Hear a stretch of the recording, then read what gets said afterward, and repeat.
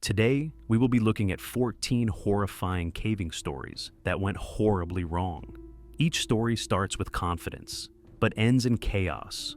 One wrong turn, one mistake, one moment underground, and everything turns into unimaginable terror. As always, viewer discretion is advised. On a humid summer morning in July 1988, 34 teenagers from the Open Bible Center in Kankakee, Illinois, were living what should have been the adventure of a lifetime. They were on their way to Florida, sun, beaches, and memories in the making. But on July 11th, during what was meant to be a quick detour in Chattanooga, Tennessee, one decision would transform their dream vacation into an absolute nightmare. The group had pulled off near Walden's Ridge, a scenic area known for falling water falls, a beautiful cascade that attracts tourists year-round. It was the kind of place youth groups love, picturesque, educational, and just adventurous enough to make teenagers feel like explorers without their parents hovering over them. The adults chaperoning the trip decided to split the group in half. 17 kids would head to a nearby shopping mall to stretch their legs and grab lunch. The other 17 would do something a bit more exciting: explore Levi Cave. This cave, sitting right there at the base of Falling Water Falls, was raw, unforgiving, and completely indifferent to human safety. The 17 teenagers who chose the cave over the mall had no idea what they were walking into. These weren't experienced spelunkers with proper equipment and training. They were just kids from Illinois, wearing sneakers instead of hiking boots, armed with flashlights they had grabbed from a gas station, excited to see what mysteries lay beneath the Earth's surface. Mary Beth Gremar, a 17-year-old with her whole life ahead of her, was among them. The entrance to Levi Cave wasn't particularly intimidating at first glance. Like many wild caves in Tennessee, it was just an opening in the rock face, maybe a bit muddy from the nearby waterfall's constant mist, but nothing that screamed immediate danger. The group shuffled in single file. For the first few minutes, it was probably everything they'd hoped for: exciting, a little spooky, mysterious, but mostly just incredibly cool in every sense of the word. Then, about 50 feet into the cave, the atmosphere changed completely. The cave floor suddenly dropped away into darkness. It wasn't a gradual slope that you could carefully navigate. It was a vertical pit, disappearing into pitch-black nothingness below. The kids in front stopped abruptly, their flashlights revealing the danger just in time to avoid stepping into it themselves. Someone would have to cross this obstacle first, and there was really only one way to do it: a narrow ledge along the left wall, no more than 8 inches wide, slick with moisture that continuously seeped through the limestone from the waterfall above. Mary Beth volunteered to go first. She was athletic, confident, and didn't want to be the person who held up the entire group. One of the older boys in the group, trying to be helpful and responsible, positioned himself on the safe side of the pit, ready to reach back and offer his hand once she made it across the treacherous section. "Just go slow," he told her. Mary Beth took a deep breath and stepped onto the narrow ledge. The limestone beneath her sneakers was wet, covered in a thin film of moisture that made it feel almost soapy, like walking on ice. She pressed her back against the cold wall, inching sideways, one foot carefully placed after another. The beam from her flashlight pointed downward into the pit, and she could see it clearly now, a 20-foot drop onto jagged rocks that jutted up like teeth from the cave floor below. "Don't look down," someone warned from behind her. But it was too late. She'd already seen it, already imagined what would happen if she lost her footing. And in that moment of distraction, of her mind playing out the worst-case scenario, her right foot slipped on the wet stone. She didn't fall immediately. For a fraction of a second, she caught herself, her hands desperately scrabbling against the wet limestone wall, her fingers finding nothing. No crack, no protrusion, nothing to grip. The boy on the other side lunged forward instinctively, his hand outstretched, reaching for her. For one terrible suspended moment, their fingertips actually touched, and Mary Beth's eyes locked with his, wide with pure terror and the sudden understanding of what was about to happen. Then she was gone. The fall lasted less than 2 seconds, but for everyone watching in frozen horror, it seemed to stretch into eternity. The sound of her body hitting the rocks below echoed through the cave, a sickening, wet crack that every single person there would hear, replaying in their nightmares for the rest of their lives. Then came the silence, the awful, suffocating silence. One member called her name out as the kids surged forward, pressing against each other, shining their flashlights down into the pit. She was lying motionless on the rocks 20 feet below, her body twisted at angles that bodies shouldn't bend, dark blood already pooling beneath her head. One of the boys frantically started looking for a way to climb down, but the walls of the pit were smooth, worn by water over millennia, offering no handholds whatsoever. Another kid desperately suggested making a human chain, but they quickly realized they didn't have rope, and the distance was too far to reach even if they tried. 2 of the members sprinted back toward the entrance, leaving the others staring helplessly into the darkness where their friend lay broken and dying. They called down to her, voices cracking with emotion, asking if she could hear them, begging her to respond, to move, to show any sign of life. But Mary Beth didn't move. She didn't make a sound. At approximately noon, the Hamilton County Sheriff's Office received the frantic call. Within minutes, the Chattanooga-Hamilton County Rescue Squad and Dallas Bay Volunteer Fire Department were racing toward Walden's Ridge, their sirens wailing through the Tennessee hills.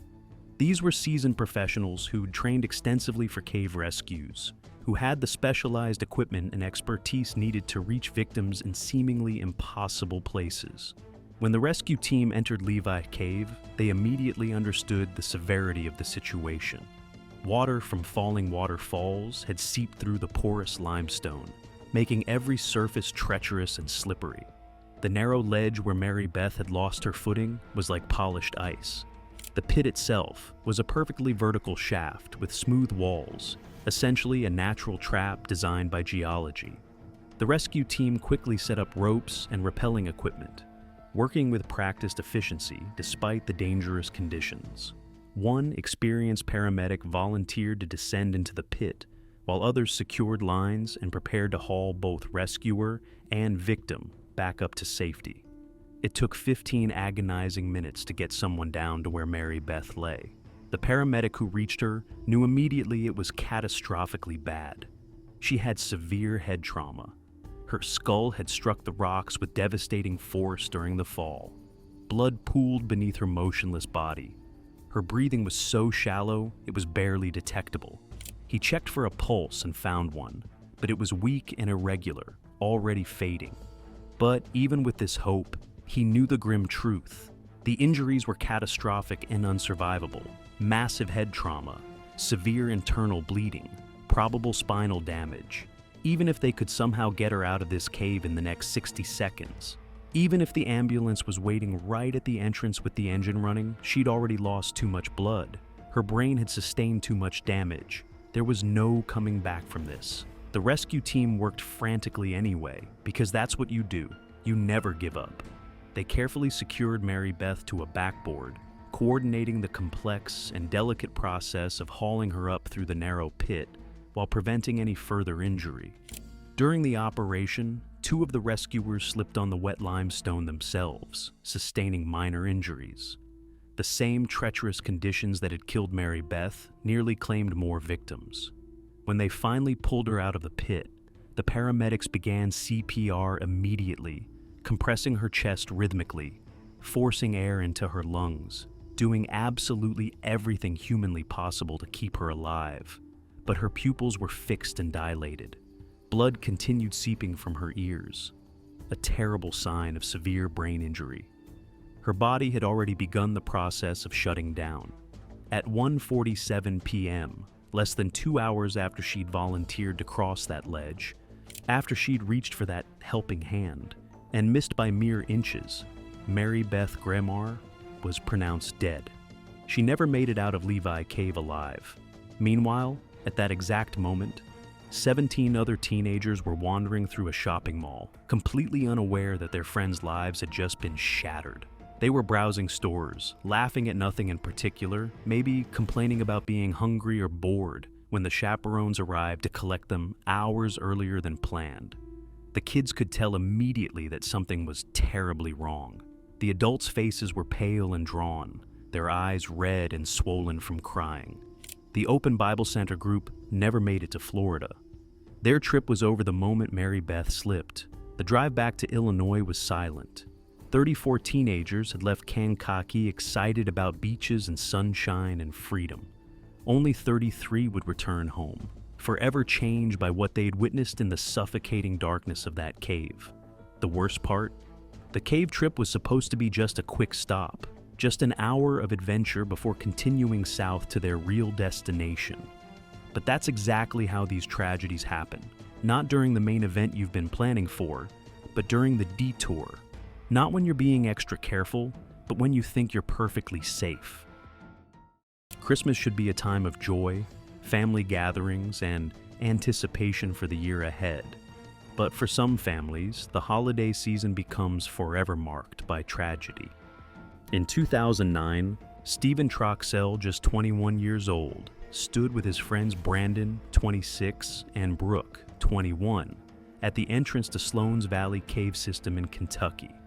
The holiday season was in full swing. Christmas decorations adorned homes and nearby towns. Families were planning their celebrations, and students were on winter break. For Stephen and his friends, the break meant an opportunity for adventure, a chance to explore the extensive cave system that drew both experienced cave enthusiasts and curious novices into its dark passages. Before leaving, Stephen told his mother he would be back before dinner.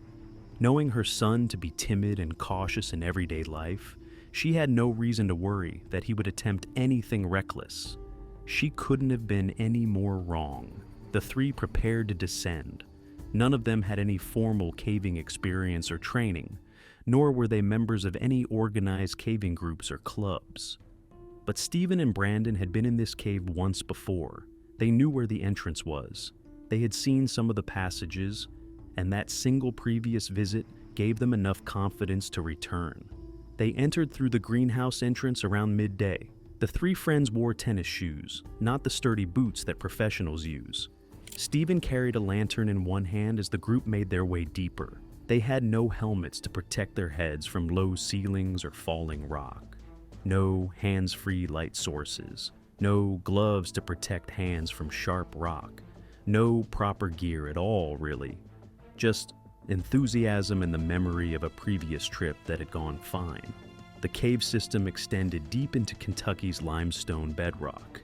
The greenhouse entrance led into passages that required crawling, climbing, and navigating through spaces where rock pressed close from all sides. The three friends moved deeper into the system, following the same route they had taken on their previous visit. 3/4 of a mile. That's how far they penetrated into Sloan's Valley Cave, approximately 4,000 feet, 1,219 meters from the entrance. At that depth into a cave system, you're in true darkness, in spaces where the only light comes from what you bring with you, where the temperature remains constant year-round, typically in the 50s Fahrenheit, 10 to 15 degrees Celsius, in Kentucky caves, and where every step takes you further from the surface. Then they encountered a pit, a vertical drop approximately 30 feet, 9.1 meters, deep. Pits are common features in cave systems, places where the floor drops away into lower chambers or passages. Experienced explorers approach pits with respect and proper equipment. They use rope systems, rappelling down and ascending back up, using mechanical devices that provide safety and control. Stephen Troxell decided to free climb down the pit. No ropes, no harness, no safety equipment of any kind. Just his body, his hands, his tennis shoes seeking purchase on limestone rock, and a lantern occupying one hand that, instead, should be available for gripping holds. It was approximately 2 p.m. Still afternoon, though winter days are short and darkness come early. He began his descent, searching for handholds and footholds on the rock face. The lantern in one hand limited his options. Every move had to be made with only one hand free for gripping, one foot placed carefully, while the other supported his weight. The tennis shoes provided minimal friction against the rock. Their rubber soles are designed for gym floors and pavement, not for cave walls. And then, during the descent, something went wrong. A handhold crumbled, a foothold slipped. His grip failed, and suddenly he was falling. 30 feet. The distance doesn't sound like much when compared to buildings or cliffs, but in a cave, 30 feet is more than enough. Stephen's body accelerated rapidly. He slammed into the wall with tremendous force, the impact twisting him violently as he continued to freefall, picking up speed in the brief descent. He landed headfirst in a small puddle of water, perhaps only a few inches deep, perhaps less. The water offered no protection. His head struck the rock floor beneath it with devastating force. The chamber echoed for once, followed by absolute silence. Blunt force trauma. The medical term for what happens when a skull impacts a hard surface at high velocity. The brain, suspended in fluid inside the skull, slams against the interior bone. Blood vessels rupture, brain tissue tears. The damage can be immediate and catastrophic. The two others faced a nightmare scenario. Their friend had just fallen down in front of them and has been silent since then. They were 3/4 of a mile inside a cave system, in passages they barely knew, with inadequate lighting and no way to reach Stephen at the bottom of the pit. They couldn't help him. They couldn't rescue him. All they could do was make the agonizing journey back to the entrance and call for help. Brandon and Brooke navigated the 3/4 of a mile back through the cave, crawling through tight passages, retracing their route while dealing with the shock and trauma of what they had just witnessed. They emerged from the greenhouse entrance around 3 p.m., approximately 1 hour after Stephen's fall. They called 911 immediately upon reaching the surface. Emergency responders were dispatched to Sloan's Valley cave system. The rescue crews needed to locate Stephen deep in the cave system, navigate to the pit where he had fallen, and figure out how to rescue him from the bottom of a 30-foot vertical drop. The crews tried to get better directions from Brandon and Brooke, the two survivors traumatized by what they had witnessed. At first refused to go back into the cave. The refusal meant the rescue teams had to search. They entered the cave and began working their way through the system, checking passages, searching for any sign of the accident scene. Hours passed as they penetrated deeper into Sloan's Valley, following the likely routes that inexperienced explorers would have taken, looking for the pit that had claimed Stephen's life. Outside the cave entrance, the Troxell family gathered as darkness fell. Stephen's parents, his relatives, they waited in the cold December night, 9 days before Christmas, hoping against hope that somehow Stephen was injured but alive, that he would emerge from the cave entrance needing medical care but surviving. But as hours passed and the rescue operation continued, hope faded into the grim certainty that they were waiting not for a rescue, but for a recovery. The rescue crews finally located Stephen at the bottom of the pit, exactly where Brandon and Brooke had seen him fall. The sight was gruesome. Stephen Troxell had died at the bottom of that pit, his head resting in a puddle of water, his body still and broken 30 feet below. He had died on impact. The rescue team now started following the protocol of body recovering operation. They rigged rope systems to access the pit safely, descended to where he lay, and prepared his body for the difficult extraction. At approximately 10:30 p.m., over 8 hours after Stephen's fatal fall, the rescue team emerged from the greenhouse entrance carrying his body. The Troxell family was there waiting, their worst fears confirmed by the sight of rescuers bringing their son, brother, loved one out of the cave that had killed him.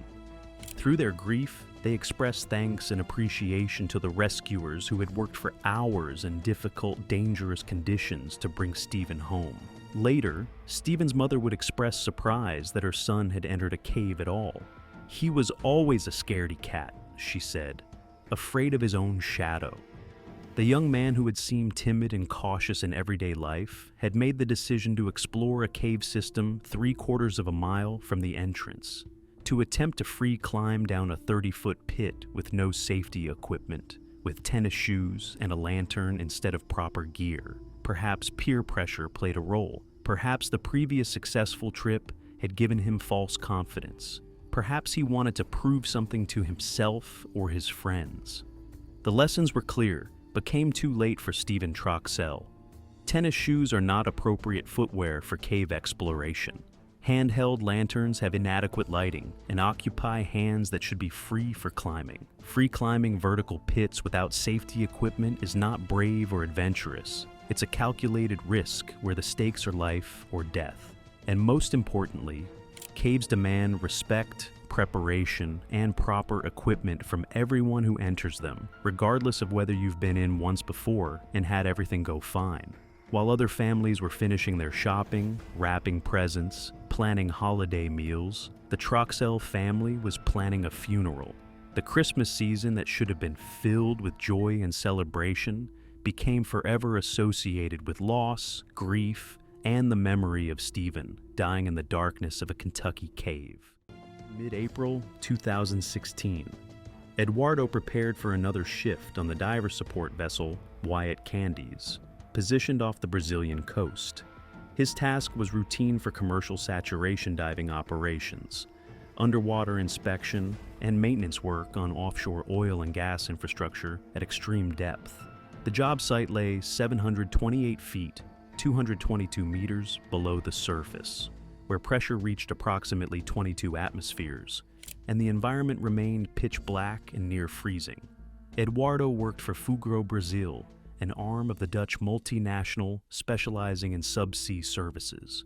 He had spent weeks living in pressurized chambers aboard the vessel, his body tissues saturated with inert gases at working depth pressure. This allowed him to make multiple dives per day without lengthy decompression between shifts. Only at the end of his rotation would he undergo decompression, a process taking several days to safely return to surface pressure. He entered the diving bell, a pressurized two-man chamber that served as both transport and temporary refuge at depth. The bell was lowered through the dark water column, descending through zones where natural light gradually faded to nothing. At 728 feet, Eduardo and his tender reached the sea floor. The bell settled into position, and Eduardo prepared to exit. He wore specialized equipment designed for survival in this hostile environment. An umbilical, a thick bundle of hoses and cables, connected him to the bell, supplying his breathing gas mixture of helium and oxygen, hot water circulating through his heated suit to combat the cold, power for his lights and communication systems, and serving as a physical tether, preventing him from drifting in the current. On his back, he carried a Divex SLS rebreather as emergency backup, providing breathing gas if something severed his umbilical connection. Eduardo exited the bell and moved across the sea floor. His powerful work lights cut through the absolute darkness, illuminating the task at hand. At this depth, no natural light existed. Not even the faintest hint of surface illumination penetrated this far down. The seafloor existed in perpetual night, broken only when humans brought lights into this realm. An ROV, remotely operated vehicle, accompanied Eduardo, maintaining a safe distance while monitoring his safety. The underwater robot, controlled by operators aboard the surface vessel, provided video documentation of the dive and served as additional eyes watching for potential hazards. Its camera recorded Eduardo's movements as he worked methodically across the sea floor. The work proceeded normally. Eduardo had performed these tasks countless times during his career. The extreme depth and harsh conditions were simply the environment where he earned his living. His movements were practiced and efficient, his attention focused on the job at hand. What Eduardo didn't know was that his lights were attracting attention. In water that would normally be pitch black, his work lights were like beacons, visible from considerable distances. Something was watching from the darkness beyond his light range. A swordfish approximately 5 feet, 1.5 meters long, swam in the depths surrounding the work site. Atlantic swordfish typically grow to around 10 feet, 3 meters, making this specimen relatively young. But even at this size, it was a formidable apex predator. Swordfish are among the ocean's fastest fish, capable of speeds exceeding 50 miles per hour, 80 kilometers per hour, in short bursts. They use their extended bill, the distinctive sword giving them their name, to slash at prey with violent side-to-side movements. These fish are typically solitary, rarely encountered by divers even at recreational depths. But this swordfish behaved differently. Perhaps the bright lights penetrating normally dark water triggered its curiosity. The fish didn't avoid the work site. It approached, swimming closer to investigate. The attack happened without warning. Eduardo was focused on his task, his back turned to the approaching predator.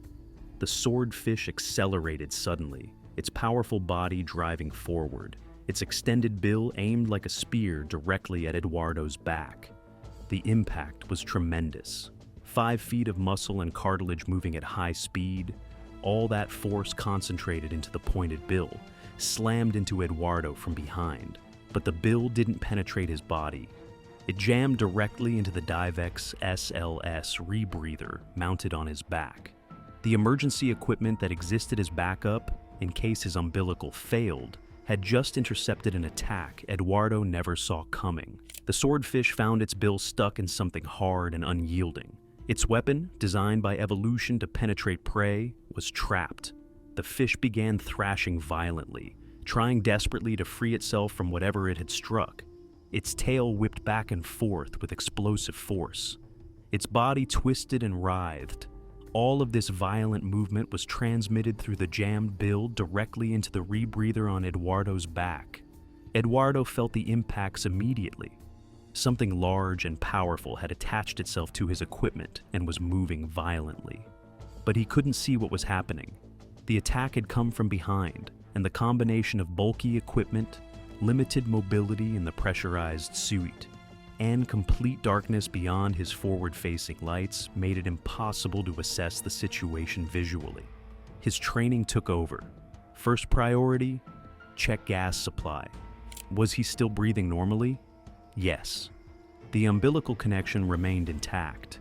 The hoses supplying his breathing mixture hadn't been damaged in the attack. His communication system still functioned. He could report to the surface what was occurring. Eduardo made the only rational decision available. He needed to return to the diving bell immediately. He began moving back toward the bell. The swordfish remained attached, still thrashing, still trying to free its trapped bill. The ROV followed at a distance, its camera capturing the entire bizarre scene. The video showed Eduardo moving across the seafloor with a 5-foot swordfish jammed into his back-mounted equipment.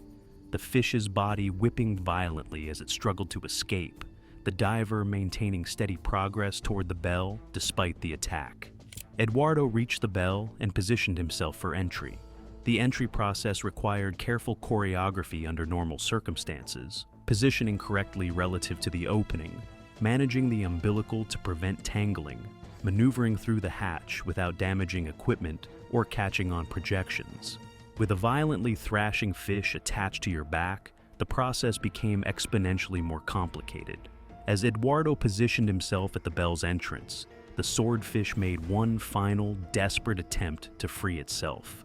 The thrashing intensified to maximum violence, and then suddenly, something finally gave way. The swordfish came loose. It swam away rapidly into the darkness beyond Eduardo's lights, disappearing back into the pitch-black depths where it belonged, leaving Eduardo finally able to enter the bell safely. Inside the pressurized chamber, Eduardo assessed the damage with his tender's assistance. His body was completely unharmed. The swordfish bill had never touched his skin, had never penetrated his suit or equipment deeply enough to reach him physically. The umbilical, his lifeline to the surface, remained fully intact and functional. But the Divex SLS rebreather on his back showed obvious damage from the attack.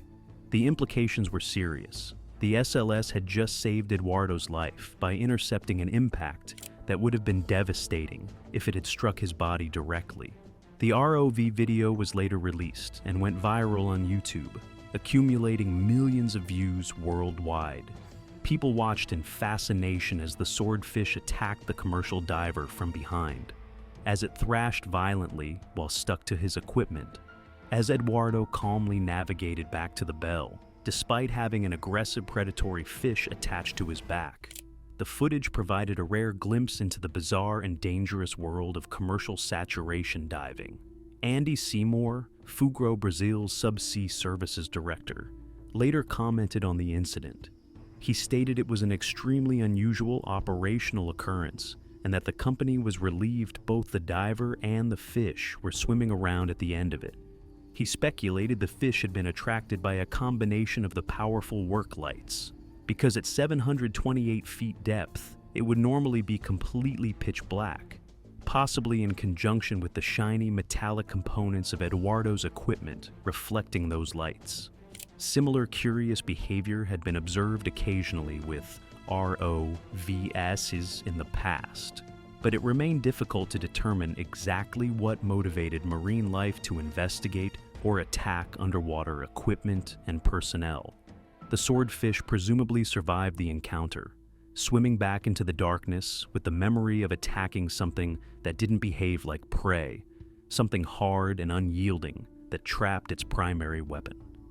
The seafloor at 728 feet off the Brazilian coast remains a workplace for commercial saturation divers, the darkness persisting except when work lights briefly illuminate small areas for human activity.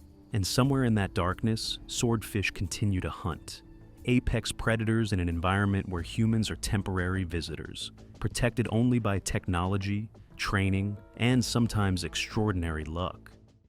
June 3rd, 2014.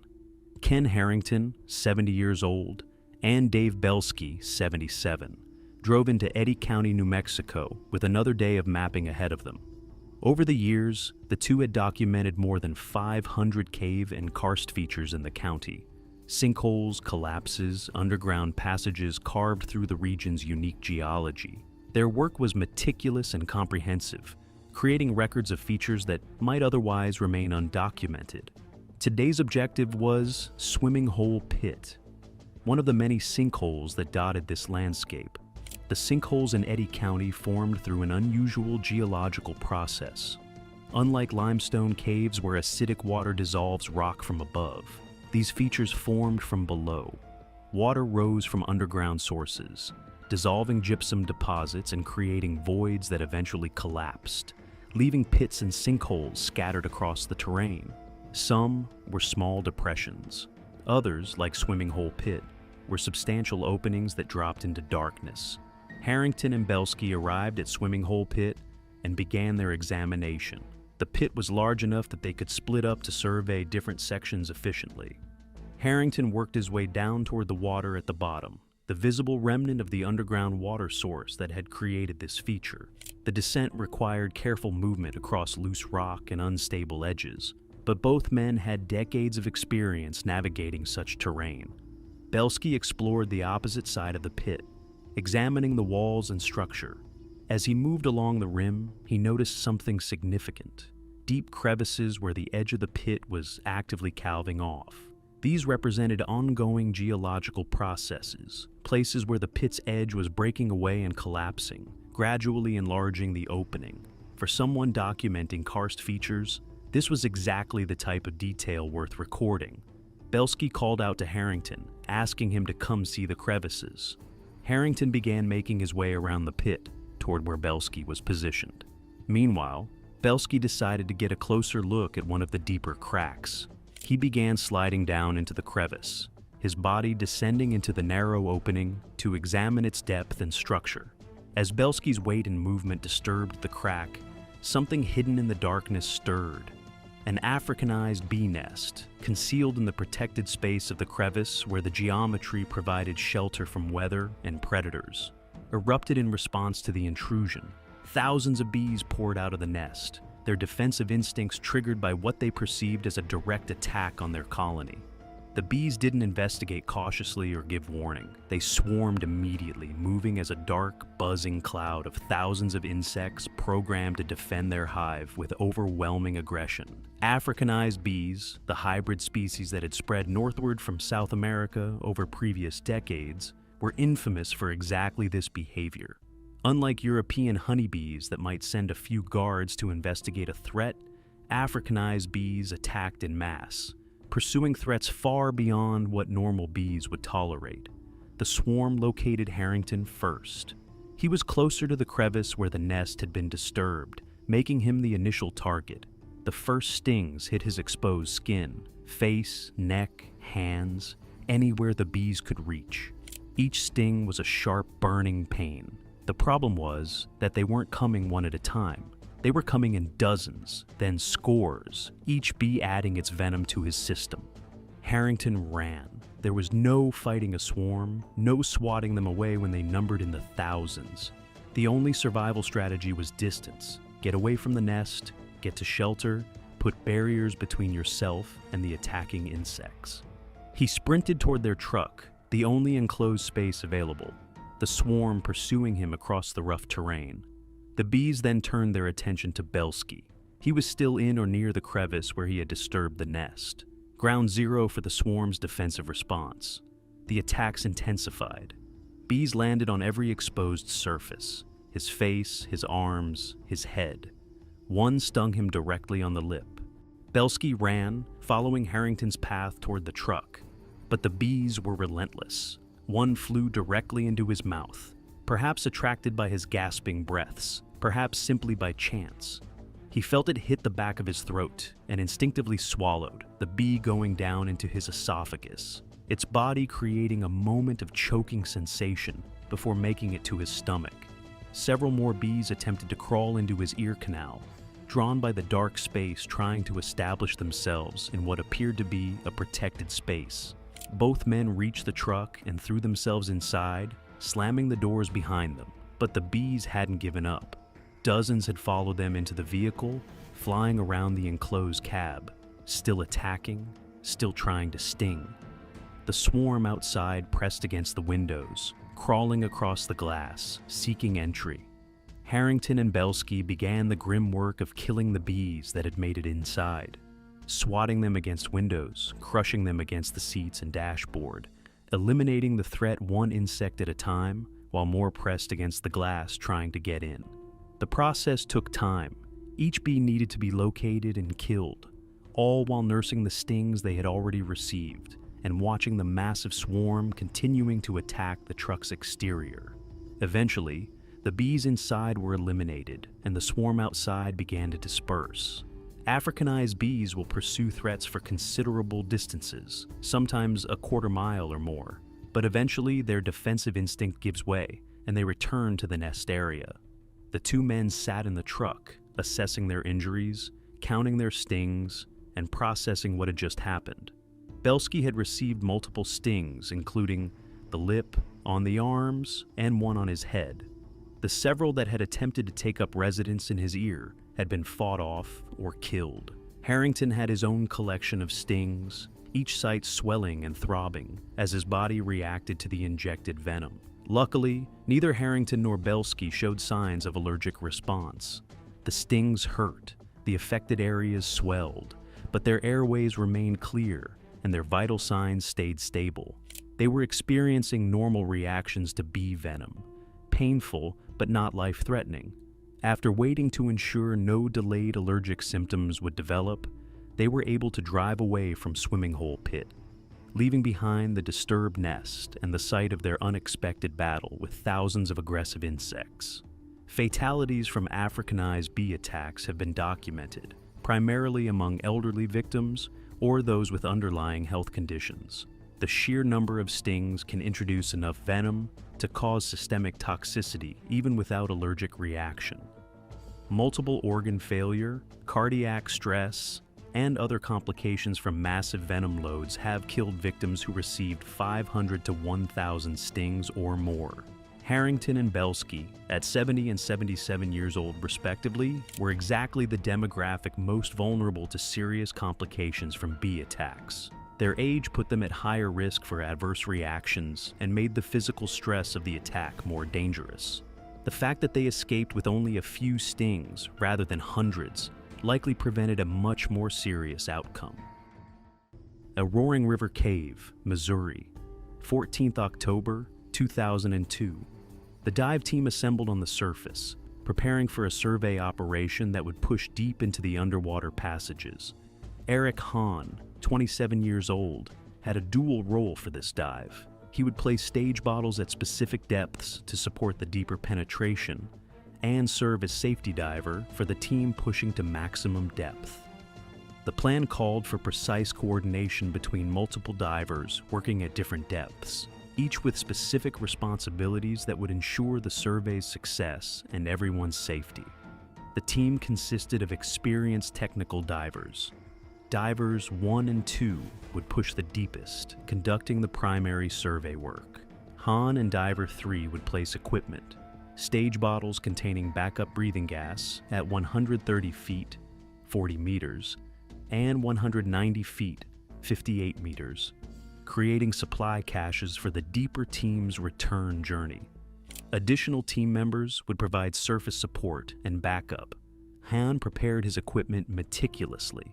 He wore a rebreather, a closed-circuit system that recycles exhaled gas, removing carbon dioxide and adding oxygen to maintain a breathable mixture.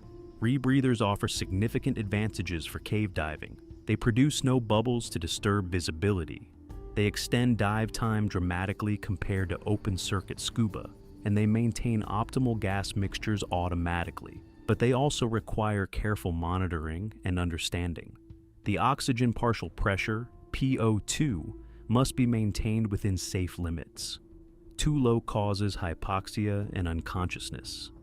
Too high causes oxygen toxicity, which can trigger convulsions and death. Hahn also carried bailout cylinders, traditional scuba tanks containing emergency breathing gas if his rebreather failed. These cylinders were critical backup systems, providing a way to survive and exit the cave if the primary rebreather system malfunctioned. At 11:12 a.m., Hahn entered the water and began his descent into Roaring River Cave. The passages extended deep into Missouri's limestone bedrock, filled with crystal-clear water that allowed excellent visibility under normal conditions. He descended through the upper sections, following the permanent guideline that marked the route into the cave's depths. At 11:24 a.m., 12 minutes into the dive, Hahn reached the 190-foot, 58-meter tie-off point, where he was placing one of the stage bottles. A member of the deeper team, passing through on their way to maximum depth, interacted with Hahn briefly. Nothing seemed wrong. Hahn appeared to be working normally, handling the equipment placement with no visible signs of distress.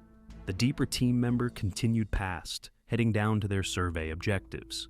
1 minute later, at 11:25 a.m., something went catastrophically wrong. Hahn suddenly bumped into Diver 3. Not a gentle contact, but a hard collision that immediately communicated distress. Before Diver 3 could react or assess what was happening, Hahn began swimming upward rapidly. Not the controlled ascent of a diver managing their buoyancy, but the desperate, uncoordinated movement of someone in serious trouble. Diver 3 immediately followed, recognizing that Hahn was experiencing an emergency. Following a distressed diver is dangerous. Their movements are unpredictable. They may be unable to communicate, and whatever problem they're experiencing might worsen rapidly. But abandoning a dive partner in crisis isn't an option. Diver 3 chased Hahn upward through the water column. Hahn ascended until he hit the cave ceiling at 165 feet, 50 meters. The impact stopped his upward movement. Diver 3 caught up and was finally able to observe what was happening. Hahn was struggling with his rebreather loop, the breathing hose that connected his mouth to the rebreather unit on his back. Something was wrong with his breathing, and he was fighting to address it. Diver 3 reached for Hahn's bailout regulator, the emergency breathing gas from his backup cylinders. This was the correct response.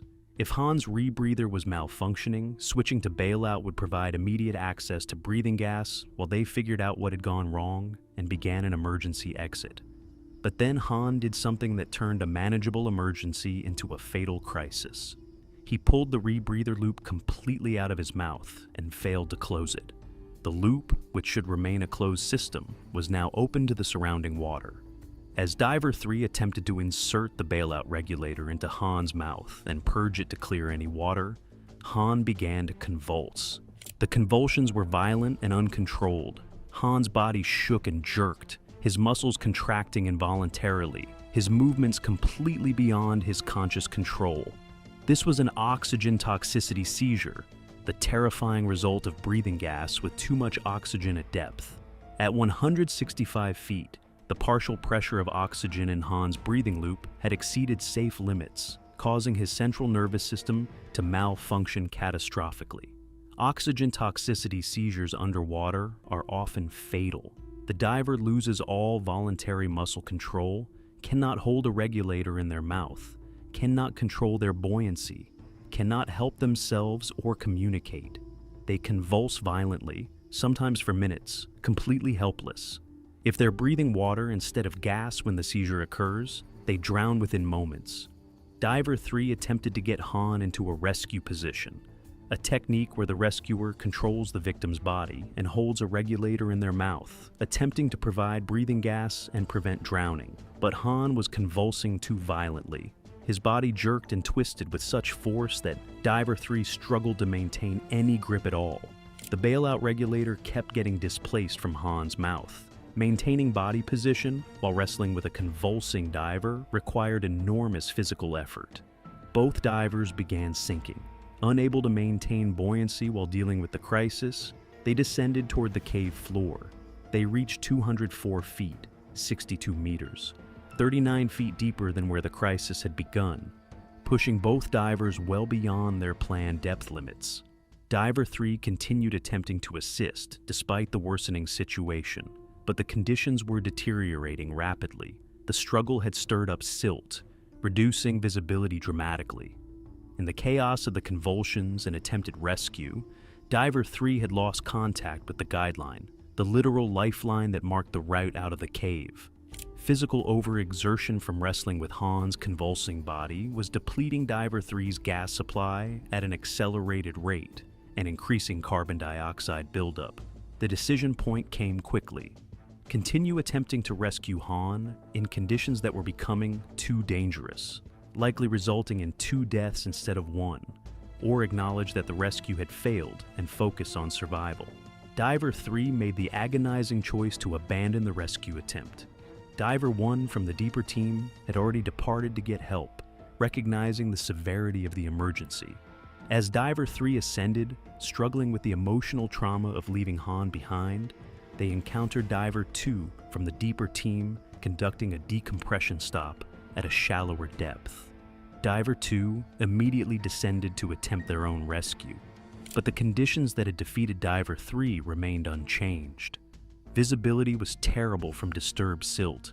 Han was separated from the guideline, making him difficult to locate in the murky water, and Diver 2 experienced a PO2 spike, their own oxygen partial pressure rising to dangerous levels, threatening them with the same oxygen toxicity that had already claimed Han. Diver 2 was forced to ascend before succumbing to oxygen toxicity themselves. Diver 3 continued exiting and encountered Diver 4, another team member. Diver 4 ascended immediately to the surface and alerted the surface manager and authorities. A technical diving fatality was unfolding, and professional recovery resources needed to be mobilized.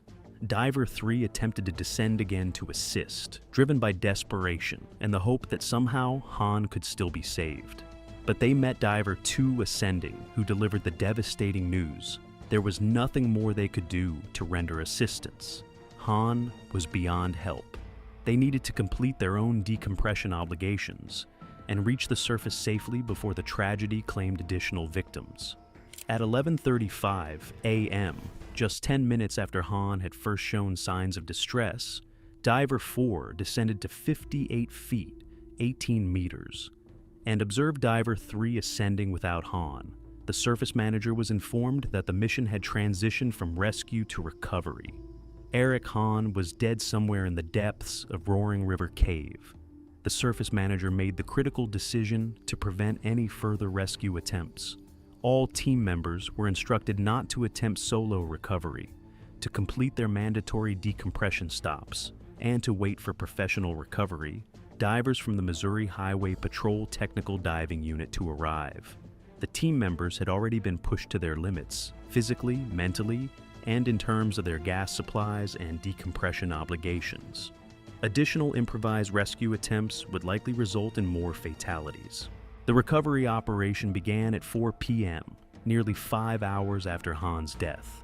2 teams of professional recovery divers entered the water, equipped and trained specifically for the grim work of retrieving bodies from technical diving environments. They navigated to the location where Han had been abandoned and located his body at 200 feet, 61 meters depth. The scene told the story of his final moments. His rebreather loop was open and out of his mouth, exactly as it had been when he pulled it free during the crisis. His 2 bailout cylinders still contained gas.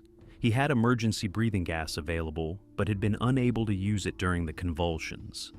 The bailout regulator was in his mouth with a slight free flow, evidence of Diver 3's desperate attempts to provide breathing gas during the rescue effort.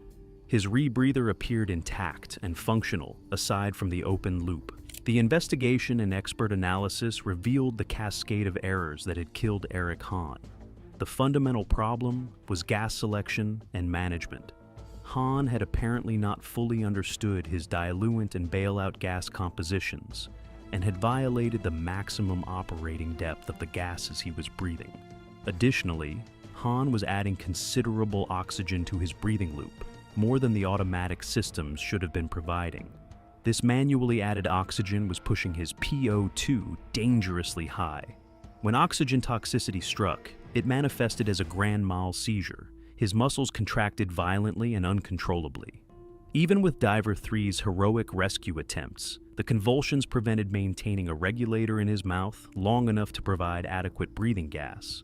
For the team members who had attempted to rescue Han, the trauma extended far beyond the physical exhaustion and decompression stress.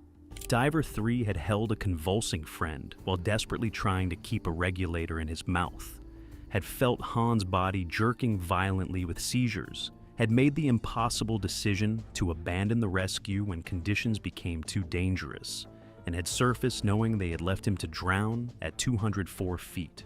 That psychological burden would persist long after the physical recovery. In 1980, a routine cave diving training exercise at Kel Head ended in a chain of events that unfolded quietly, efficiently, and without any external sign of danger. Kel Head is a submerged cave resurgence located in North Yorkshire, England. It is known for long submerged passages, cold water, and strong flow conditions near constricted sections. For trained cave divers, it is considered demanding but manageable. For trainees, it represents a controlled environment where skills are tested under supervision. On this day, 4 divers entered the system for a planned training dive, intending to follow a guideline into the cave and return without incident. Among the 4 divers was Mark Woodhouse, a relatively inexperienced cave diver. He was not new to diving, but his exposure to complex cave environments was limited. The dive plan was straightforward. The group would follow the permanent line into the system, manage buoyancy carefully, negotiate known restrictions, and return along the same route. Nothing about the plan was unusual, and nothing about the conditions appeared extreme. As the dive progressed, the group moved deeper into the cave system. At approximately 100 meters from the entrance, the passage opened into an air bell, a chamber where trapped air forms a breathable air pocket above the waterline. This particular air bell was located just beyond a section of strong water movement, where flow could increase suddenly, depending on conditions deeper in the system. Divers were aware of the air bell's location and its function as a known landmark along the route. Just before reaching this air bell, Mark Woodhouse became entangled in the guideline. The line, which served as the only reliable route back to the entrance, wrapped around part of his equipment. Entanglement is a recognized hazard in cave diving, especially for less experienced divers. It increases workload immediately and demands calm, methodical correction. Mark freed himself from the line. The entanglement was resolved, but the cost was physiological and psychological. His breathing rate increased, his exertion spiked, his stress response escalated rapidly. Instead of stabilizing himself underwater, he continued forward and surfaced directly into the air bell. Upon reaching the air pocket, Mark surfaced in a state of panic. This was not a moment of relief. Panic underwater does not dissipate simply by reaching air. His heart rate remained elevated. His breathing was uncontrolled. His situational awareness degraded. The air bell, instead of functioning as a place to regroup, became a transitional space where his stress carried forward unbroken. A second diver was nearby and became aware that Mark was in difficulty. However, cave diving requires precise buoyancy control, especially in confined spaces with strong flow. The second diver was not neutrally positioned to immediately assist. Before offering help, he needed to adjust his own buoyancy to avoid being pushed off balance or creating further hazards in the restricted area. This delay lasted only moments, but in high-stress cave environments, moments matter. By the time the second diver achieved stable buoyancy and moved toward the air bell, Mark had already descended back into the water. His descent appeared deliberate. From the perspective of the second diver, it was assumed that Mark had decided to exit the cave. This assumption was reasonable within the context of cave training. Divers who experience stress often choose to terminate the dive and return to the entrance. Mark was positioned in the correct direction. The guideline was present. Nothing outwardly suggested that he was disoriented or incapacitated at that moment. The second diver continued with the dive briefly, maintaining awareness of the line and the environment. Only a few minutes passed before concern began to replace assumption. Mark did not appear ahead on the line. He did not surface again in the air bell. The water flow remained unchanged. The absence of visual contact became significant. The second diver moved along the guideline toward the entrance, scanning carefully. At approximately 50 meters from the air bell, he found Mark Woodhouse. Mark was lying on his back on the cave floor. His position was unnatural for controlled cave movement.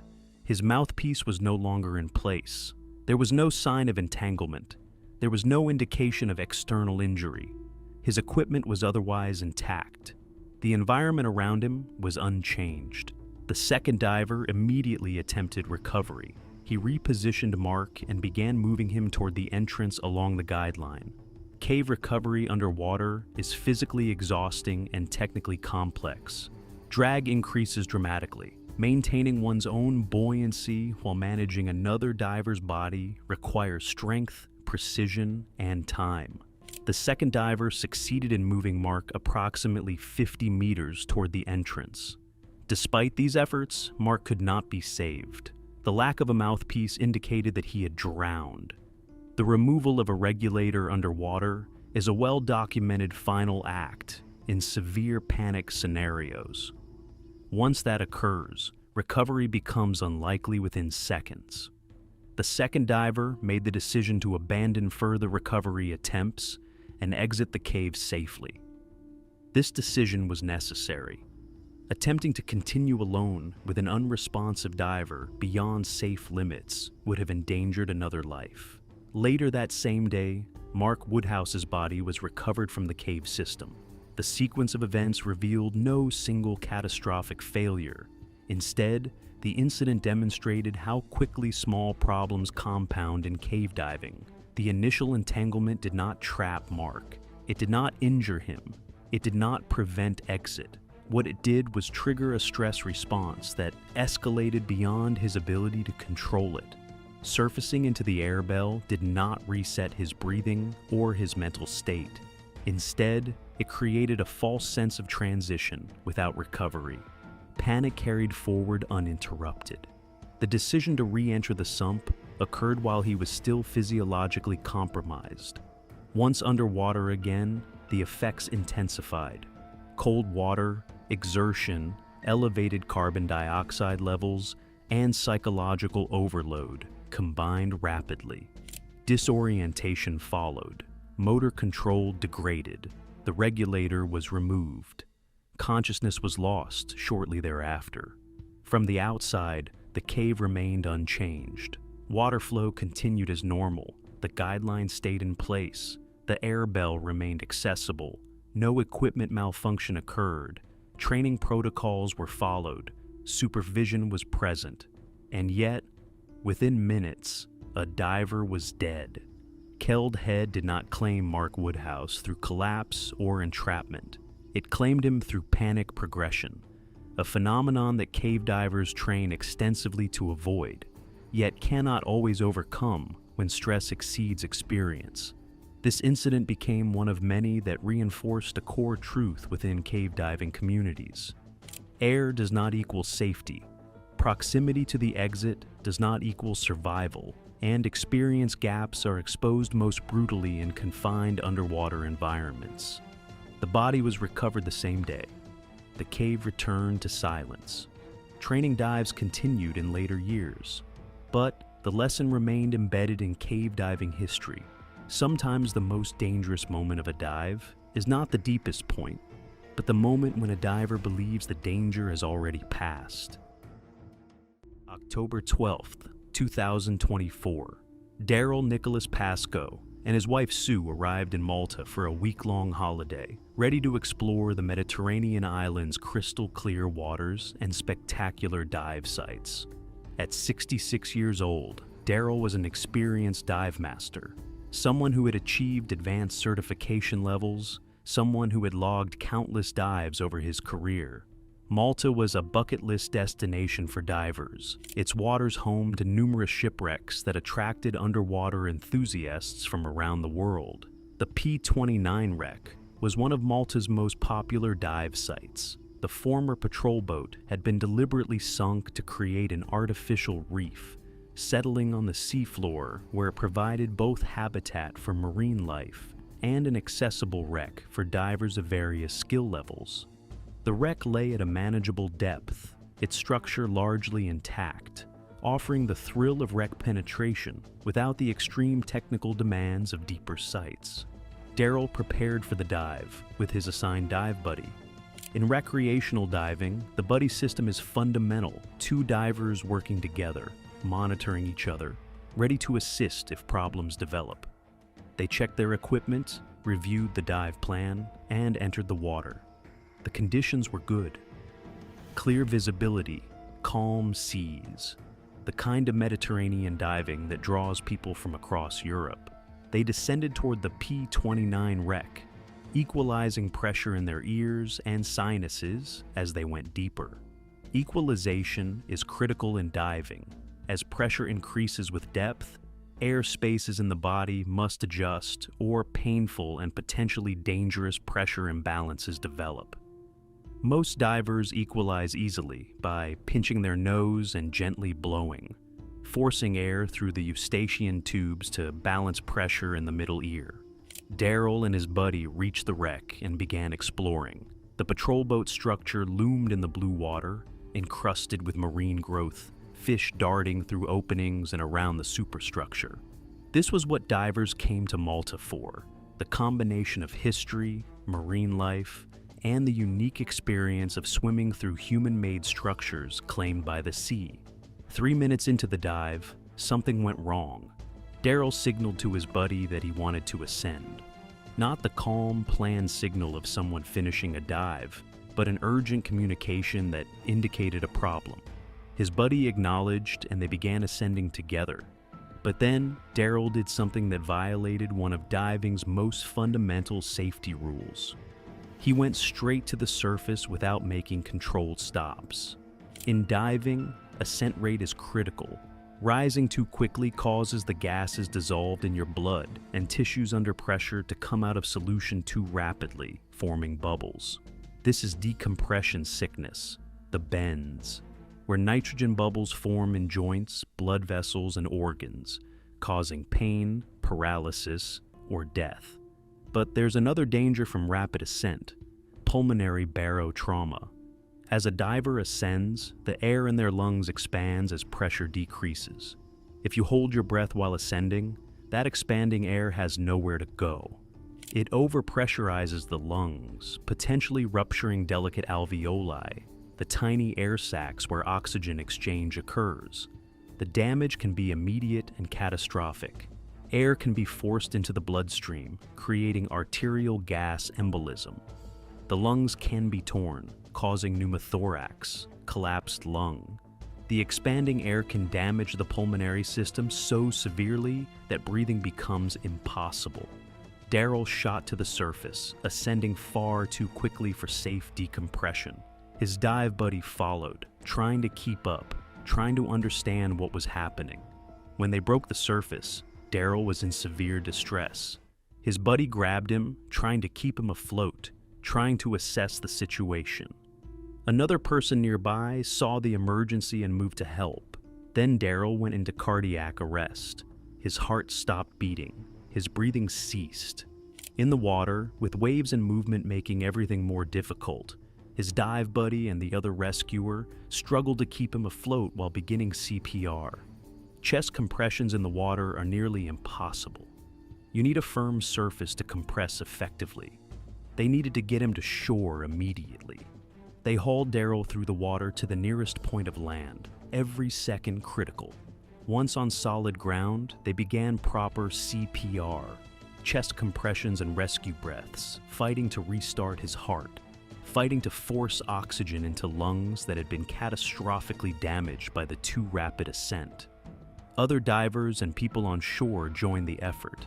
Someone called for emergency medical services. Paramedics arrived and took over resuscitation efforts. They had advanced equipment, medications that could potentially restart his heart, experience with diving emergencies. Daryl was rushed to the nearest hospital. The emergency team worked to stabilize him, but the damage was too severe. Daryl Nicholas Pascoe was pronounced dead. The cause of death was determined as fatal diving-related pulmonary barotrauma due to too rapid ascent. Not decompression sickness, not the bends, but damage to his lungs from expanding air during the uncontrolled rush to the surface. But why had Daryl ascended so rapidly? What had caused an experienced dive master to violate basic safety protocols and shoot straight to the surface? The inquest examined multiple possibilities. The investigation revealed that Daryl hadn't dived in 18 months before this Malta trip. An 18-month gap between dives isn't necessarily dangerous, but it means skills can become rusty, responses can be slower, and comfort levels underwater might decrease. Additionally, Daryl had an undiagnosed heart condition, a pre-existing issue that he wasn't aware of, and that medical professionals in Malta might not have detected even with testing. More significantly, Daryl had not provided a medical certificate from his GP showing he was fit to dive. Diving organizations typically require medical clearance, particularly for older divers, to ensure no underlying conditions make diving dangerous. But Daryl had chosen a diving school that didn't require this paperwork, accepting him based on his previous experience and dive master certification alone. Thomas Grigor, consultant pathologist with Royal Cornwall Hospital, testified that the undiagnosed heart condition would likely have played only a minor part in the tragedy. He noted that a medical examination in Malta might not have revealed the condition anyway, but he also explained that there could have been various reasons why Daryl rushed to the surface. Equipment malfunction was one possibility, a regulator free-flowing or failing, creating panic about air supply. A medical episode underwater was another. Perhaps the undiagnosed heart condition caused symptoms that triggered panic. But Grigor suggested the most likely explanation. Daryl was unable to equalize pressure while at the bottom of the dive. Failure to equalize creates excruciating pain. The pressure differential in the middle ear causes intense, stabbing pain that can be disorienting and panic-inducing. The pain can be so severe that it overwhelms rational thought. A diver experiencing this might make the desperate decision to surface immediately, seeking relief from the agony, forgetting or ignoring the safety protocols that dictate controlled ascent rates. If Daryl couldn't equalize, if the pressure in his ears was building to unbearable levels. His 3 minutes at the wreck might have been 3 minutes of escalating pain and growing panic. The signal to his buddy to ascend might have been the moment when the pain became too much to endure, and the rapid, uncontrolled ascent might have been driven by desperation to escape the pressure, to reach the surface where the pain would stop. But the ascent itself created far worse problems than ear pain. As Daryl rose rapidly through the water column, the air in his lungs expanded. If he held his breath, either consciously or because panic prevented him from breathing normally, that expanding air had nowhere to go. It overpressurized his lungs, rupturing tissue, damaging the delicate structures required for breathing. By the time he reached the surface, his lungs were so badly damaged that cardiac arrest followed almost immediately. Assistant Coroner Guy Davies, summarizing the evidence, noted that Daryl had been healthy before his death and was an experienced diver. But it was not possible to determine the exact reason why he rushed to the surface too quickly. The conclusion was recorded as, Mr. Pascoe died from a diving-related pulmonary barotrauma following a rapid ascent for reasons unknown. On the night of November 7, 1980, two couples decided to throw a party in one of the most unusual locations imaginable, inside Kingston Salt Peter Cave near Cartersville in Bartow County, Georgia. One boy was 22, the other was 16, and both girls were 16. They entered the cave at 11 p.m., hauled in their supplies, and set up what they probably thought would be an epic night. They gathered firewood, dragged in large logs, and built themselves a massive campfire deep inside the cave. Then they settled in to drink beer, smoke pot, and enjoy their underground hideaway. At some point, they fell asleep beside their roaring fire. When they woke up, everything had changed. The cave was filled with thick, acrid smoke. The air burned their lungs with every breath. Their eyes watered uncontrollably. And suddenly, they realized they were in serious trouble. They needed to get out, now. But their bodies were already failing them. Hours of breathing smoke and carbon monoxide while they slept had poisoned their systems. Carbon monoxide binds to hemoglobin in the blood over 200 times more effectively than oxygen does, which means their blood was carrying poison instead of oxygen to their brains and vital organs. They were experiencing headaches, dizziness, nausea, and confusion, classic symptoms of carbon monoxide poisoning that were only getting worse with every breath. One of them was vomiting. Another was hyperventilating, which only made them inhale more contaminated air. The 22-year-old tried to take charge, but his cognitive function was so compromised he couldn't think logically. Their bodies were shutting down in real time, and the panic was accelerating the process, making their hearts pump faster, making them breathe harder, making them consume their remaining oxygen even more rapidly. But here's where panic does what panic always does. It makes everything worse. They were disoriented, confused, high, probably still drunk, and now oxygen deprived. The smoke was so thick they couldn't see more than a few feet in any direction. They had flashlights, but the beams barely penetrated the haze, and in their compromised state, they couldn't remember which way led out. So they did what seemed logical at the time. They went deeper into the cave, searching for clearer air, for any passage that might lead to an exit. Except, they were going the wrong way. With every step, they were moving further from safety and deeper into their tomb. That same morning, 4 experienced spelunkers, Joe Sneed, Jim Henry, Jay Henry, and Larry Blair, arrived at Kingston Salt Peter Cave to work on a cave mapping project.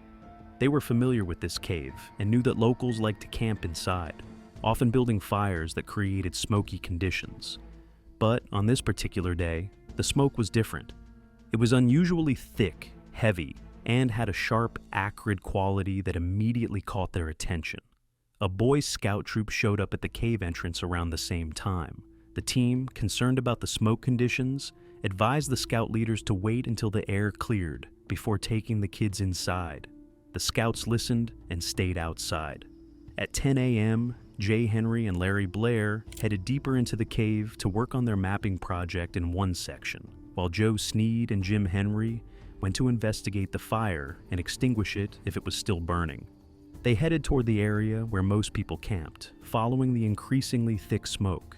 As they moved deeper, the conditions became alarming. The smoke grew so dense that a wheat lamp beam, a powerful caving light, could only penetrate about 6 feet. Sneed's carbide lamp was completely useless, its flame suffocated by the contaminated air. They were essentially crawling through a toxic fog. Then they found the campsite. A tent, 2 pairs of women's boots, 2 spread blankets, beer cans, marijuana, packs of cigarettes scattered on the ground.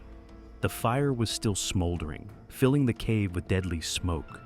And there was a car parked outside the cave with no note on it, which meant whoever had been camping here was still inside.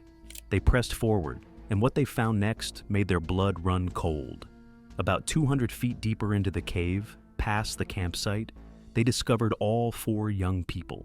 They were equipped with flashlights that were barely working, their batteries dying. The 16-year-old boy was lying unconscious on the cave floor.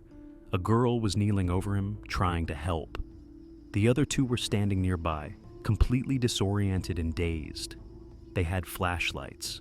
They had walked right past their own campsite, past their tent and their supplies, past the clear path to the entrance, and continued deeper into the cave. The smoke and carbon monoxide had so thoroughly scrambled their judgment that they'd done the exact opposite of what they needed to do to survive.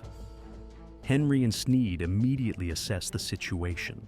The unconscious boy was in the worst shape, but none of them looked good. After checking for injuries, they determined the best route out and began carrying the unconscious boy. They told the other 3 to help and follow them out. And here's where things get even more maddening. The 3 conscious ones didn't really help. They just kind of followed along, still dazed and disoriented, moving like zombies. When the group reached a point where these 3 could clearly see the way out, where they could literally find their own way to safety, they suddenly came alive. The 22-year-old took charge, and they took off running, desperate to escape, leaving their unconscious friend behind with 2 strangers. Henry and Sneed yelled after them, shouting for them to tell Larry Blair to come help and to bring a Coleman lantern. The boy apparently heard them because he did pass the message to Blair, but, and this is the infuriating part, he didn't tell Blair that someone needed help or that it was urgent. He just casually mentioned that the others needed the lantern and then walked away. Blair, not understanding the emergency, finished what he was doing before heading back. By the time he arrived with the lantern, Henry and Sneed were still struggling to carry the unconscious boy up the steep 200-foot incline to the cave entrance. The 4 of them, Henry, Sneed, Blair, and Jim Henry, worked together to carry the boy out, while his so-called friends were already outside, breathing fresh air. Once they got the boy outside, Blair went back into that smoke-filled cave alone, with just a wet bandana over his face, to retrieve the victim's possessions and put out the fire. Think about that. He risked his own life to go back into a toxic environment to clean up after these kids.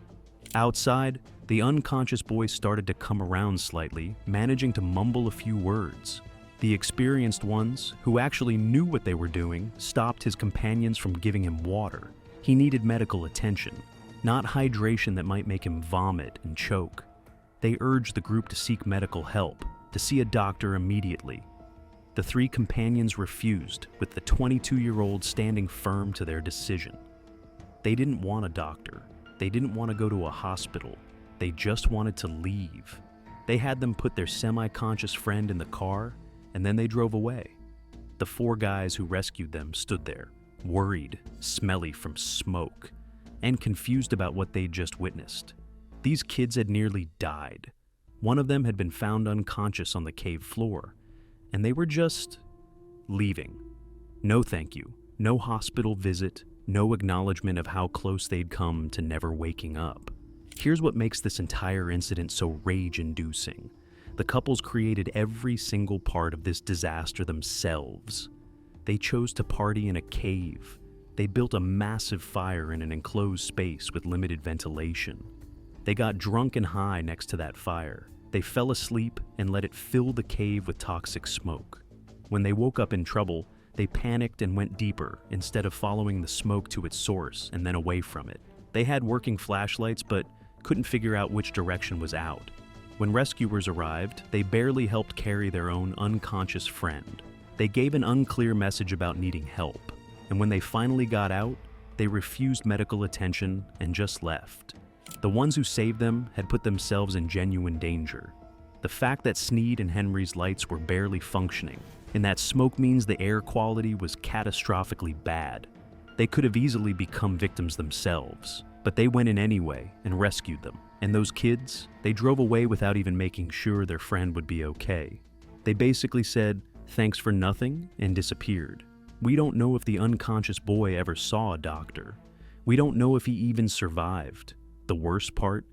This entire catastrophe was completely, utterly, 100% preventable. December 25th, 2018, Christmas Day. A day that is supposed to be quiet, not silent, but softened. The world slows down. The ocean looks calmer. People take risks they normally wouldn't, not because they feel reckless, but because everything feels forgiving. That illusion is what drew two men toward the rock caves at Snapper Point. Snapper Point is located on the southeastern edge of Australia, along the rugged coastline of New South Wales. This cave is not a famous tourist landmark. There are no fences, no warning boards screaming danger, no ticket booths or guided tours. It's simply a rocky headland where the land meets the Tasman Sea, carved and hollowed by water that has been moving in the same direction for thousands of years. The two men who stood near the entrance weren't explorers in the formal sense. No ropes, no helmets, no tide tables folded into a pocket. Just curiosity, spare time, and the kind of confidence that comes from standing on a coastline that looks peaceful enough to trust. From the outside, the caves didn't look dangerous. The openings were wide, the waves rolled in lazily, dissolving into white foam long before reaching the rock shelves. You could hear the ocean breathing, slow and rhythmic, like it had all the time in the world. And that was the trap. Sea caves don't kill people with sudden violence. They kill them with patience. The men stepped inside when the tide was low enough that the floor was exposed. The rock beneath their feet was slick with algae, polished smooth by decades of water moving back and forth in the same precise patterns. The walls curved inward, narrowing just enough to mute the daylight behind them. Sounds changed instantly. The open coast vanished, replaced by the sound of drips and the low, hollow boom of distant waves hitting stone. The cave floor inclined a little upwards, and they started exploring more deeply, excitingly checking every single passage.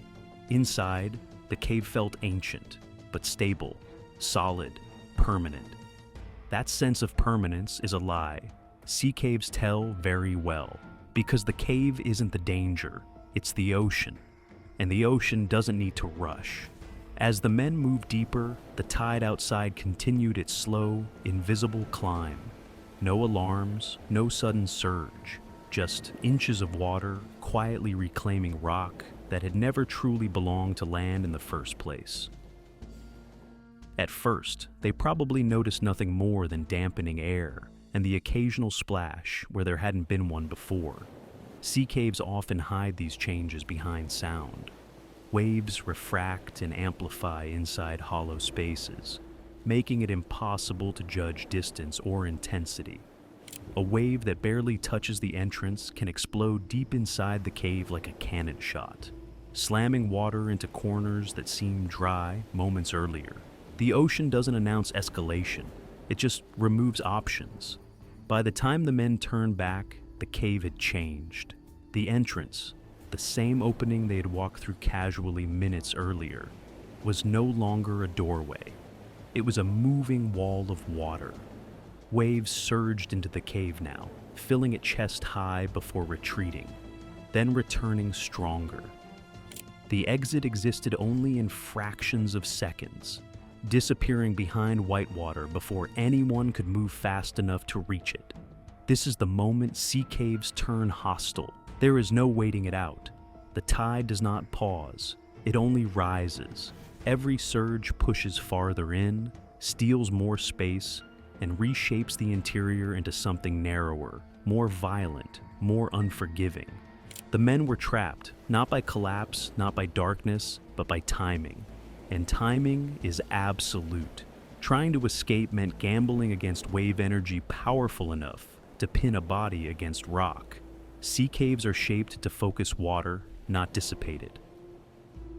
What feels like a manageable wave outside becomes a hammer inside, accelerating through narrowing channels and slamming into anything in its path. If either of them had slipped, if a foot lost traction on algae-slick stone, the ocean wouldn't have dragged them gently. It would have thrown them, broken bones against walls, pulled them under, held them down just long enough. The cave didn't need to fill completely to become lethal. It only needed to close. Outside, the day remained deceptively normal. Christmas on the coast meant people were nearby. Families, surfers, lifeguards. A man who had seen them going inside realized that they hadn't returned.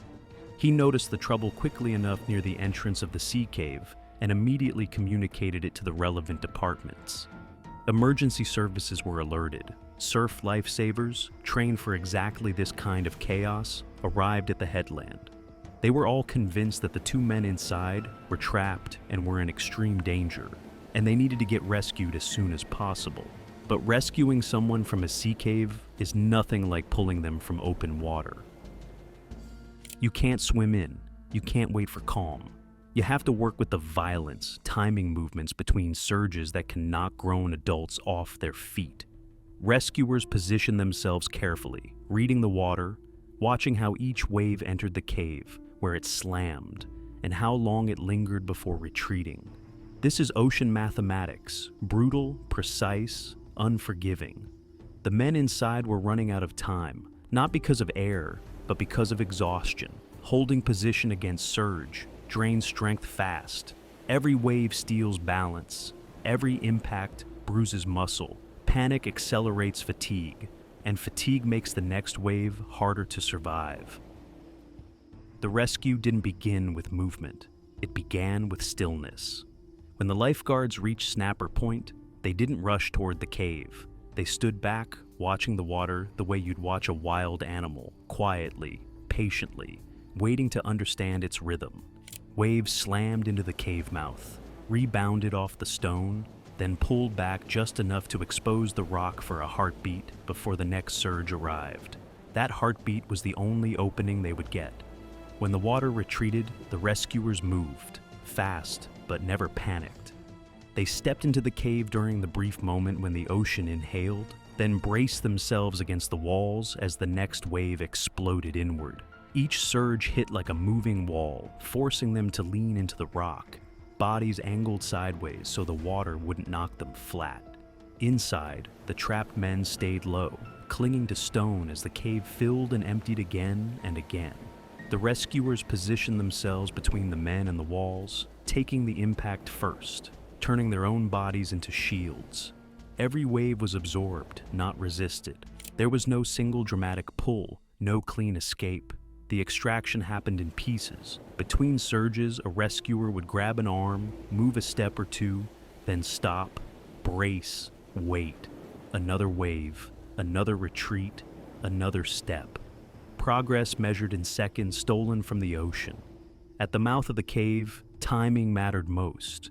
The move had to happen just before the next surge arrived.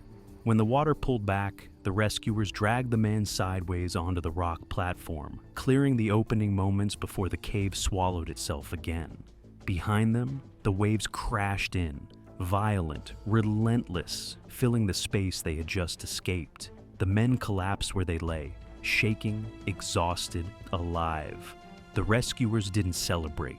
They were already turning back toward the cave, eyes on the water, ready to repeat the process if the ocean demanded it. They were out, alive, cold, shaken, exhausted, but alive.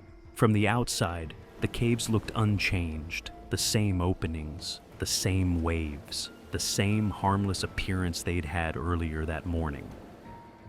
That's the unsettling part. Sea caves don't leave evidence of near misses. They reset instantly. No warning signs, no scars, no permanent reminders. The tide rises, the tide falls, and the cave waits for the next person who mistakes accessibility for safety. This wasn't a freak accident. It was a structural inevitability. Holiday timing made it more likely. Calm conditions made it tempting. Human intuition made it feel reasonable. But sea caves operate on rules that don't care about intuition. They don't trap you because you went too far. They trap you because you stayed just long enough.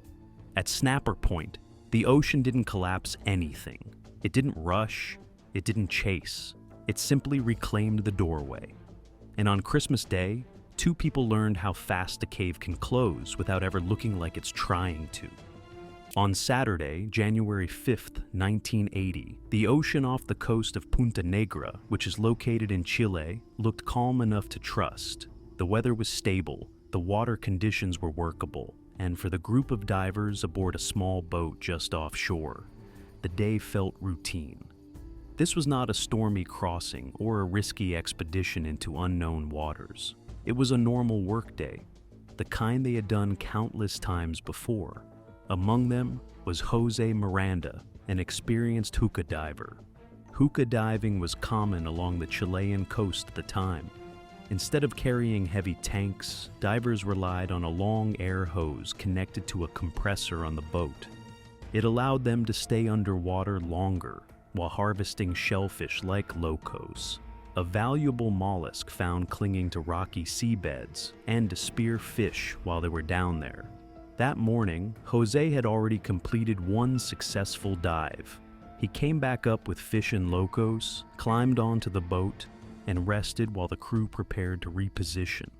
Everything had gone exactly as expected. The boat moved to a second dive location, only a short distance away. What no one on board fully appreciated at the time was where that second spot was located. It sat close to a sea lion haul-out. Sea lion haul-outs are areas where sea lions gather to rest, socialize, and enter and exit the water.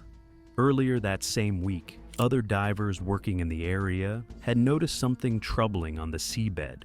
They had found fragments of sea lion bodies, torn pieces scattered among the rocks. No one could say with certainty what had caused it. Sharks were rarely seen in Chilean waters, and great whites were almost unheard of. So the discovery was unsettling, but it didn't stop anyone from working. Back on the boat, Jose prepared for his second dive. He slipped into the water, floating calmly on the surface as he adjusted his gear. The air hose trailed behind him, connecting him to the compressor above. After a brief moment, he swam about 15 feet away from the boat, angled his body downward, and began to descend. As Jose descended, the water around him changed in ways the crew above could not see. Jose moved slowly and methodically, just as he always did. He was not rushing. Hookah diving rewarded patience, and he had done this work enough times to know that sudden movements wasted air and energy. He was wearing a weight belt. This belt kept him stable as he lowered himself closer to the rocks, scanning for good clusters of shellfish. What he could not see was what lay beyond his limited field of vision. The water near Punta Negra often carried suspended particles that reduced visibility, especially close to the seabed. Shapes dissolved quickly into blur. The distance was difficult to judge. Anything approaching from behind or below would remain hidden until it was already close. Above him, the sea lion haul-out remained active. Sea lions slipped into the water, dove briefly, and surfaced again near the rocks. Their movement sent vibrations through the water, vibrations that travel much farther than sound or sight. To a predator designed to detect pressure changes, the area was alive with signals. The air hose trailing from Jose's back added to that disturbance. It drifted and flexed with the current, creating subtle motion that did not belong to the natural rhythm of the reef. Each exhale breath escaped as a stream of bubbles that rose quickly toward the surface, forming a vertical trail that marked his exact position. Beneath the surface, Jose was no longer alone in the way he believed. He was working inside an environment that had already drawn attention of different species. From the surface, everything looked normal. The crew watched for the familiar signs.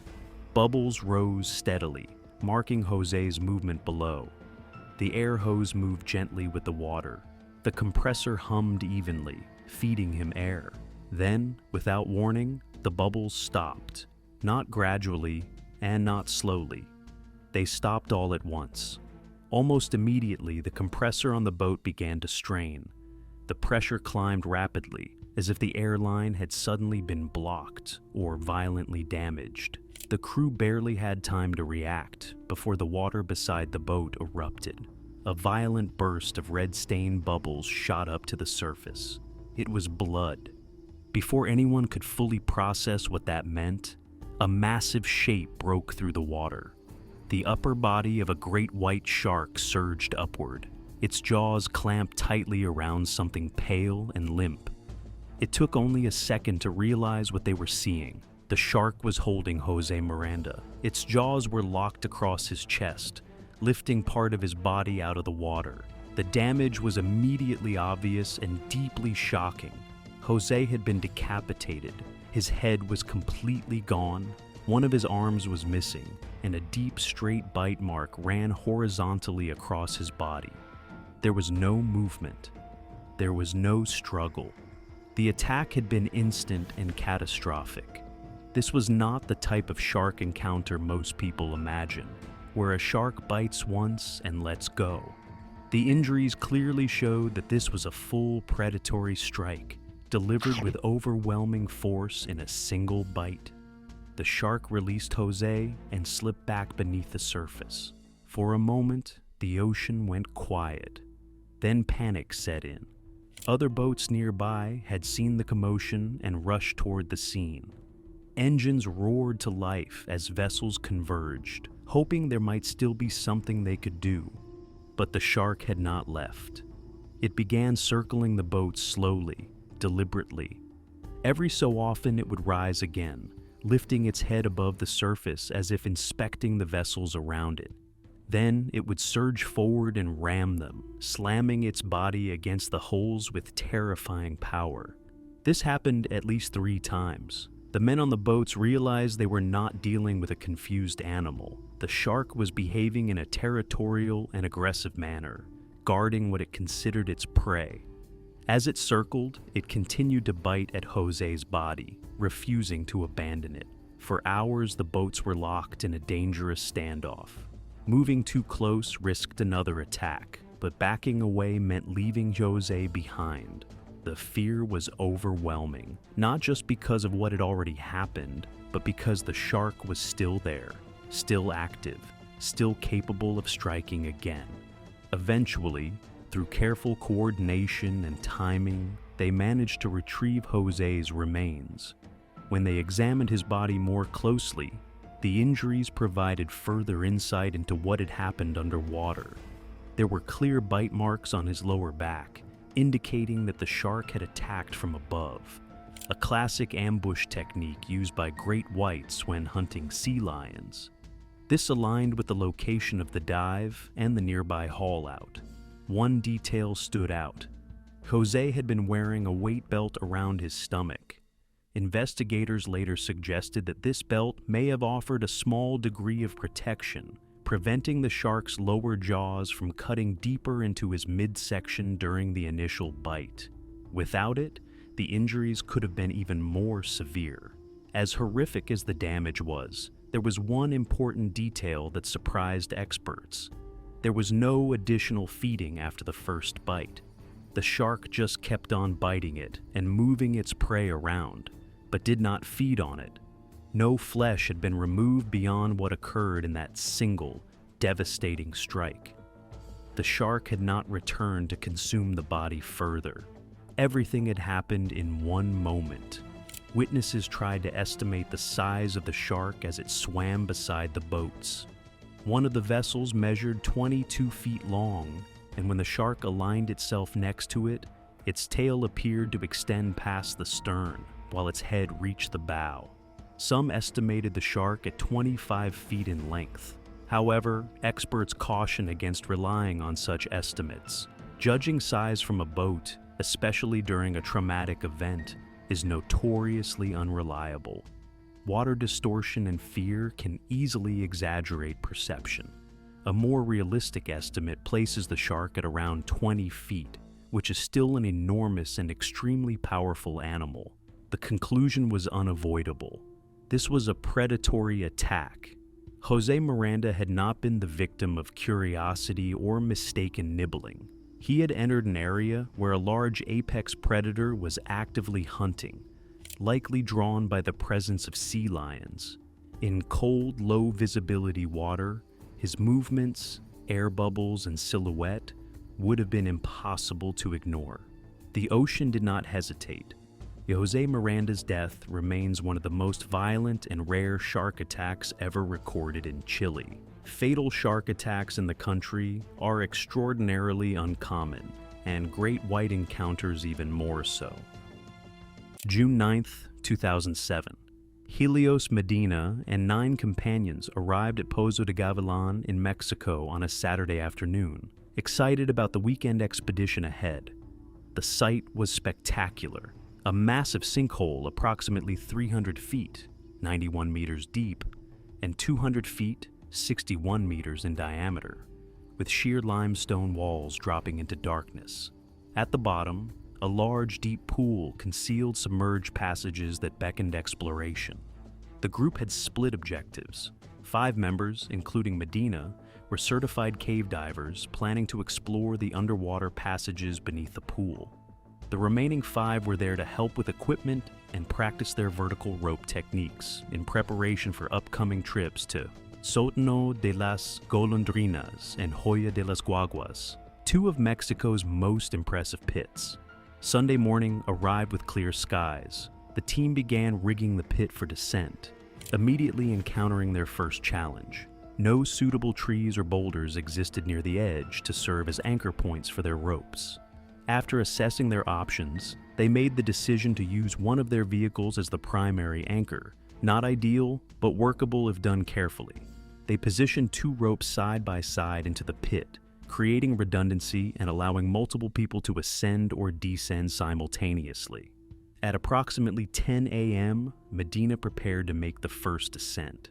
He clipped into his rappel device and began backing over the edge, his diving equipment tethered below his harness, adding substantial weight to his descent. The initial portion of the rappel went smoothly as he descended into the massive sinkhole, the limestone walls rising around him, the bottom still far below. About 100 feet, 30 meters, into the 285-foot, 87-meter drop, Medina noticed something alarming. His rate of descent was increasing dramatically.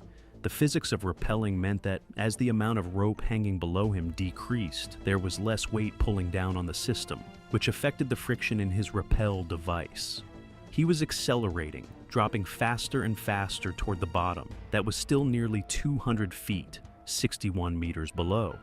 Medina reacted quickly, wrapping the rope around his leg to add friction and regain control. The technique worked. His descent slowed to a manageable rate. But the rope friction against his leg through his clothing caused a rope burn, the synthetic fibers heating up and scorching his skin. The pain was immediate and sharp, but he had regained control and completed his descent safely despite the injury. The remaining team members descended without incident. Once everyone was at the bottom, the 5 divers prepared their equipment and entered the pool. They submerged into the clear water and began their exploration of the underwater passages, descending to 120 feet, 37 meters depth. At that depth, they discovered the entrance to a passage leading off from the main pool, tempting but beyond the scope of today's dive plan. They made the decision to leave that passage for a future expedition, turn their dive, and exited the pool without incident around 2 p.m. Back on the floor of the sinkhole, The team packed up their diving gear and prepared for the climb out. The ascent would be far more demanding than the descent. 285 feet, 87 meters of vertical climbing using mechanical ascenders, pulling your body weight up the rope foot by foot. A physically exhausting process even for experienced vertical rope specialists. Medina made the decision to wait at the bottom while others climbed, positioning himself as the last person out. His experience would allow him to check each climber's system before they started up, offer assistance to the less experienced team members, and troubleshoot any problems that developed. Meanwhile, another experienced member of the group climbed out first, reaching the surface to help anyone who might struggle at the top, where the rope edge transitions can be tricky. By 3 p.m., 2 people had reached the surface. 4 others, 1 male and 3 females, were climbing simultaneously on the 2 ropes, their ascenders clicking rhythmically as they made steady progress up the limestone walls. Medina remained at the bottom with the other divers who had not yet begun their ascent, watching the climbers above making their way toward daylight. Then he heard it, a scream from above, sharp, terrified, the kind of scream that instantly communicates that something has gone catastrophically wrong. One of the climbers had accidentally disturbed something on the wall, a large nest of Africanized honeybees hidden in a crevice or depression in the limestone. The response was immediate and overwhelming. Thousands of bees erupted from the nest, a dark cloud of insects programmed by evolution and selective breeding to defend their colony with extreme aggression. They swarmed the 4 climbers suspended on ropes, attacking in numbers that far exceeded anything a typical bee colony would produce. The 2 people who had already reached the surface heard the commotion and rushed to the edge of the pit to see what was happening. The moment they appeared at the edge, the bees attacked them as well. The insects were defending their territory with single-minded fury, targeting anything that moved within their perceived threat radius. One of the surface members, more experienced in vertical rope work, made a split-second decision. Fighting through the swarm of bees stinging his exposed skin, he rigged a 3rd rope into the pit and clipped into a rappel device. He descended back into the sinkhole, moving toward the upper climbers who were being overwhelmed by the insects. He reached the first climber, a woman being stung repeatedly, her exposed skin covered in welts, her movements becoming uncoordinated from the combination of pain, panic, and the cumulative effects of dozens of stings. He attached a lanyard to her harness, pulled out a knife, and cut her ascender slings. With her now attached to him, but free from her own climbing system, he began the agonizing process of climbing back out while dragging her weight below him, all while bees continued to attack both of them. He reached the surface and pulled her to safety, then immediately prepared to descend again. The exhaustion from the first rescue hadn't had time to set in when he dropped back into the pit, rappelling to the second stranded climber on the other rope. He repeated the process, attached lanyard, cut slings, climbed out while dragging the victim's weight, bees attacking every inch of the way. When he finally reached the surface with the second rescued climber, his body began to rebel.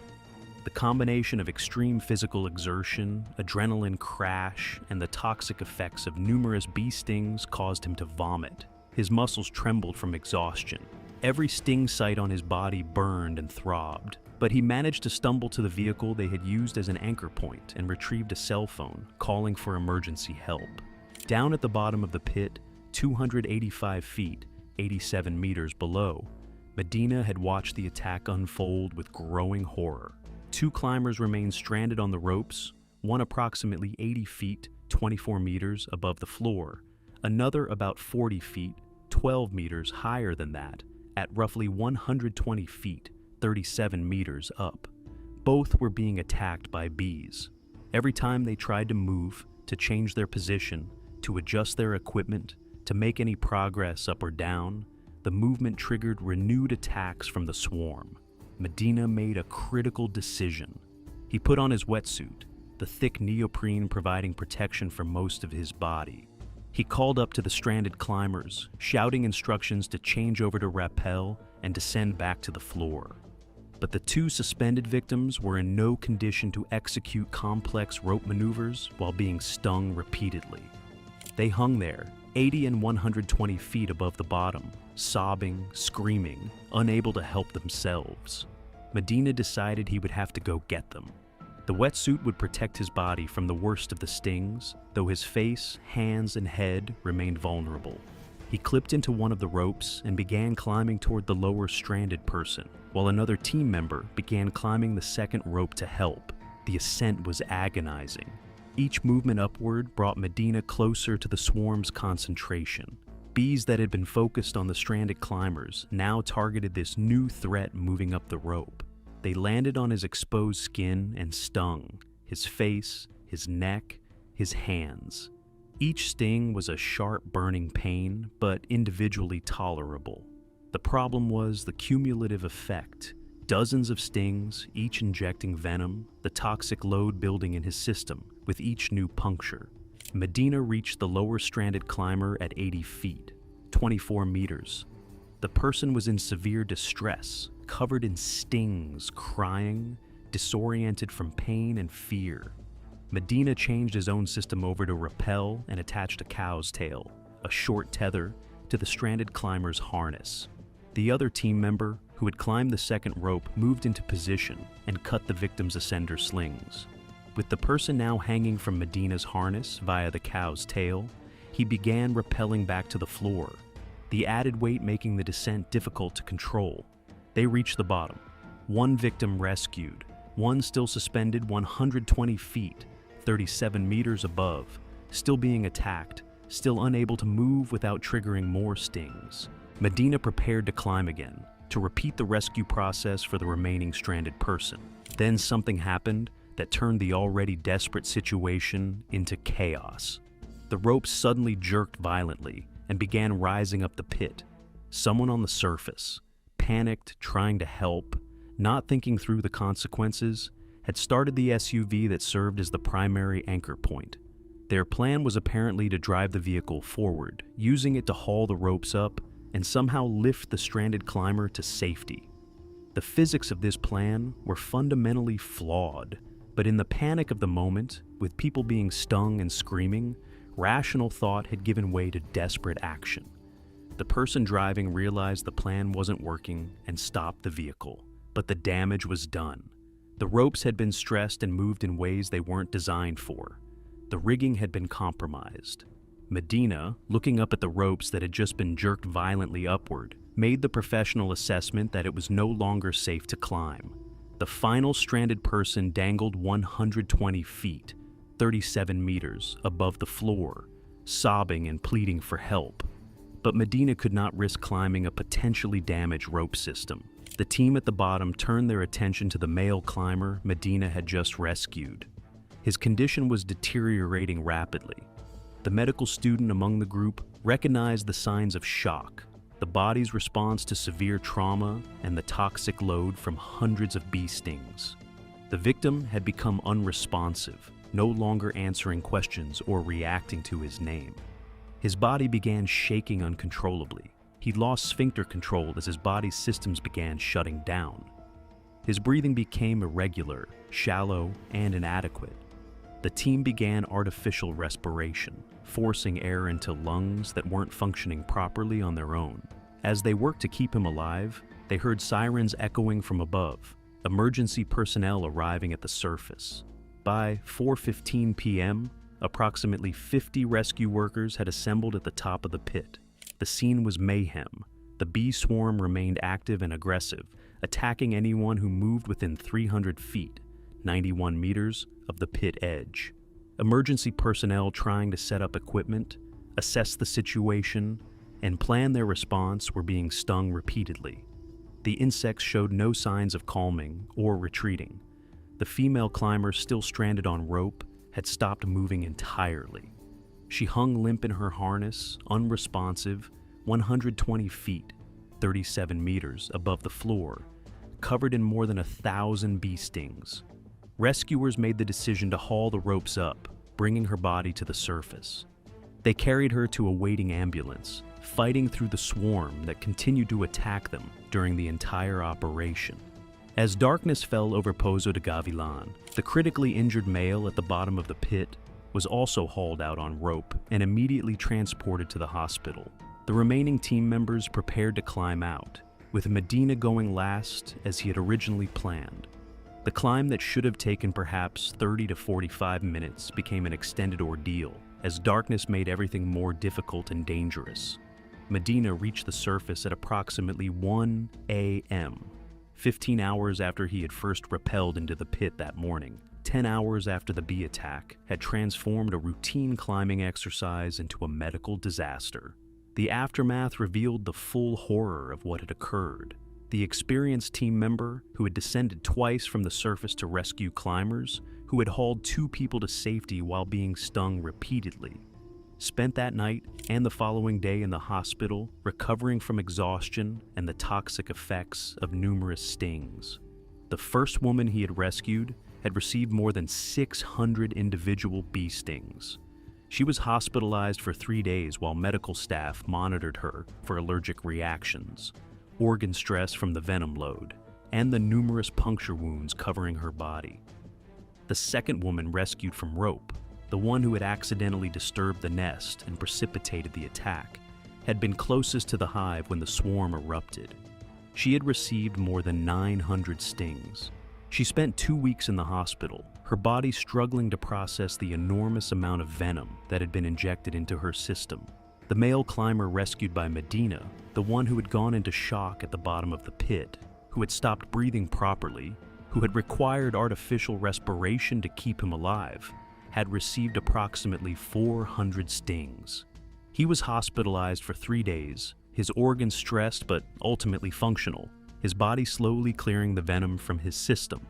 The woman who had been stranded highest on the rope, who had hung at 120 feet, 37 meters for hours while being stung repeatedly, who had eventually stopped responding entirely, had received more than 1,200 individual stings. She spent a week in intensive care, her body fighting multiple organ stress from the massive venom load. After the initial week in ICU, she was moved to a regular hospital room for 2 more weeks of recovery. Then, just when doctors thought she was stabilizing, a blood clot developed, a potentially fatal complication, and she was returned to intensive care for 2 more days. Finally, after several weeks of hospitalization, she was released for an extended convalescence at home. The analysis of the incident provided important information about Africanized honeybees, the so-called killer bees that had spread northward from South America over previous decades. Their venom was no more potent than ordinary honeybees. What made them deadly was their behavior. They swarmed more easily, attacked in vastly greater numbers, pursued threats for considerable distances, and were aggressively territorial. These explorers were lucky to have survived such a horrifying nightmare. August 17, 2014. Travis Bungum, 18 years old, set out with friends to find Lambert's Cave in Minnesota. The plan was simple: explore an abandoned cave system that local explorers knew well, spend some time underground, and head home. It was supposed to be an adventure, a story to tell later. Instead, it became a fight for survival in complete darkness. The group arrived at the area where Lambert's Cave was located. The entrance wasn't obvious. It required knowing where to look, understanding the local geography, recognizing the signs of an opening concealed by vegetation and terrain. They searched the area, moving through brush and rocks, looking for the telltale depression or opening that would mark the cave entrance. At some point during the search, Travis's friends left. The exact circumstances aren't entirely clear, whether they couldn't find the entrance and gave up, whether there was miscommunication, whether they assumed Travis would follow. What is clear is that they departed without ensuring Travis was with them, and they took all the proper gear and supplies. Travis was left alone in unfamiliar terrain, searching for a cave he'd never seen before, with nothing but his cell phone and 2 lighters. As darkness fell, Travis continued searching. He moved through the area, his cell phone providing minimal illumination, trying to locate the entrance his friends had been seeking. The transition from daylight to darkness made everything more difficult. Features that might have been visible in sunlight disappeared in shadow. Depth perception became unreliable. And the entrance to Lambert's cave, which experienced local explorers described as easy to identify and navigate, became an invisible trap in the darkness. Travis stepped forward and suddenly there was nothing beneath his foot. The ground gave way. He fell into the entrance shaft of Lambert's cave, his body dropping 20 feet, 6 meters, through the darkness before slamming into the bottom. The impact was brutal. His arm took significant damage, the bone fracturing from the force. His body scraped against rock during the fall, tearing skin and creating lacerations. He hit the cave floor hard, the breath knocked from his lungs, pain radiating from multiple points of impact. For a moment, Travis lay there in complete darkness, trying to process what had just happened. He had been searching for the cave entrance, and now he had found it.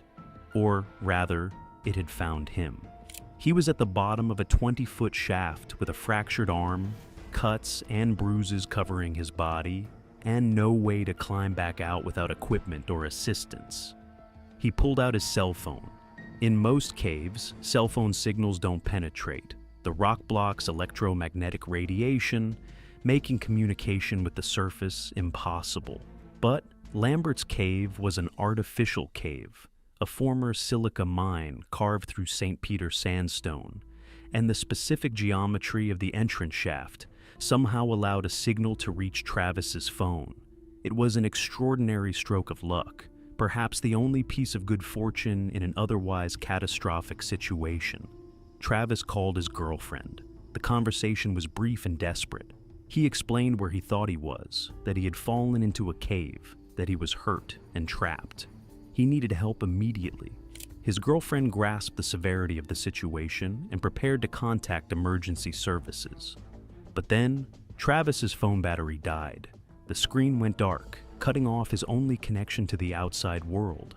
He was alone in complete darkness at the bottom of a shaft, injured, with no light source except 2 cigarette lighters. The temperature in the cave was cold. Minnesota caves maintain relatively constant temperatures year-round, typically in the 40s or low 50s Fahrenheit, 4 to 10 degrees Celsius.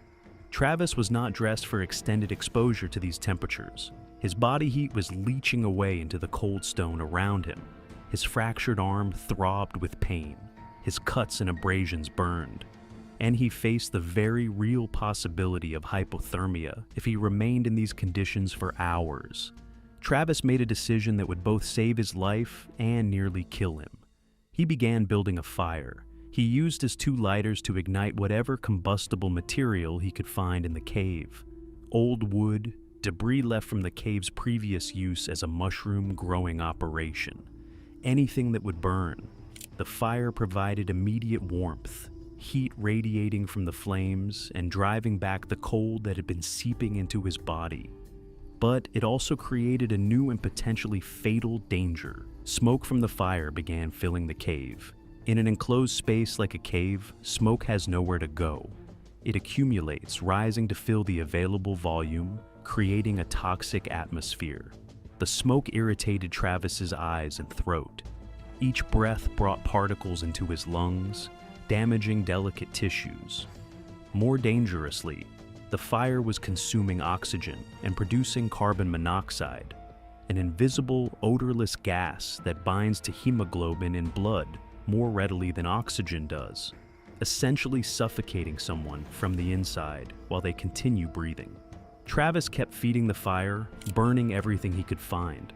The smoke built up. The carbon monoxide levels increased. He began drifting in and out of consciousness, not from exhaustion, but from carbon monoxide poisoning.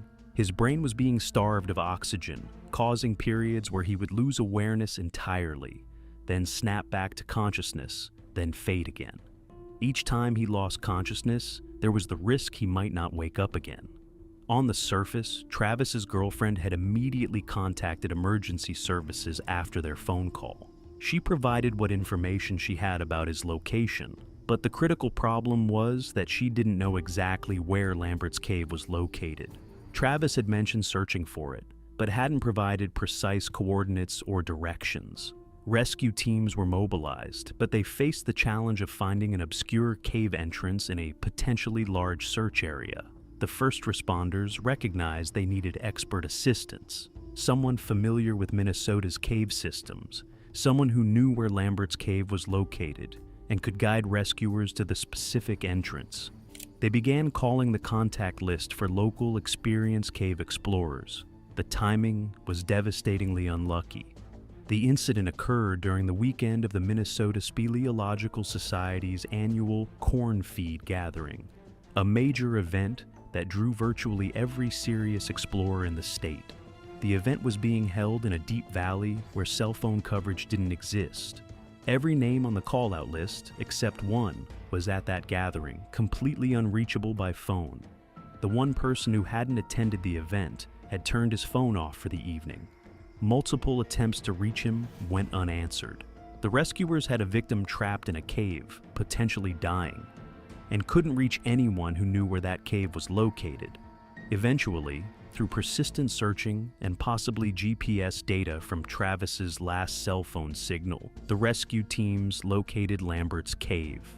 St. Paul firefighters arrived at the entrance and prepared for an underground rescue operation. They rigged ropes into the entrance shaft, prepared their equipment, and began the extraction process. What they found was a young man who had spent hours at the bottom of a shaft, injured and slowly being poisoned by smoke and carbon monoxide from the fire he had built to stay warm. Travis was conscious but in severe distress. His fractured arm required careful handling. His smoke inhalation and carbon monoxide exposure meant his respiratory system was compromised. His cuts and bruises covered much of his body. The firefighters worked efficiently despite the challenging conditions. The entrance that experienced explorers described as easy to navigate was less straightforward when extracting an injured person who couldn't climb on their own. But the rescuers had proper equipment, training, and most importantly, the ability to see what they were doing. Within a relatively short time, they had Travis secured and were pulling him up through the 20-foot entrance shaft. Travis emerged from Lambert's cave and was immediately transported to the hospital. Medical staff treated his fractured arm, cleaned and dressed his cuts and abrasions, and most critically, addressed the smoke inhalation and carbon monoxide poisoning. Travis's own words captured the desperation of his experience. The smoke built up. I was burning everything I could find down there. I was in and out of consciousness the entire time. And earlier, before the fire became a danger itself, I scavenged for whatever I could burn to start a fire for heat. I was trapped. I was fighting to survive. On August 15, 2013, Mary Crowell was doing her job.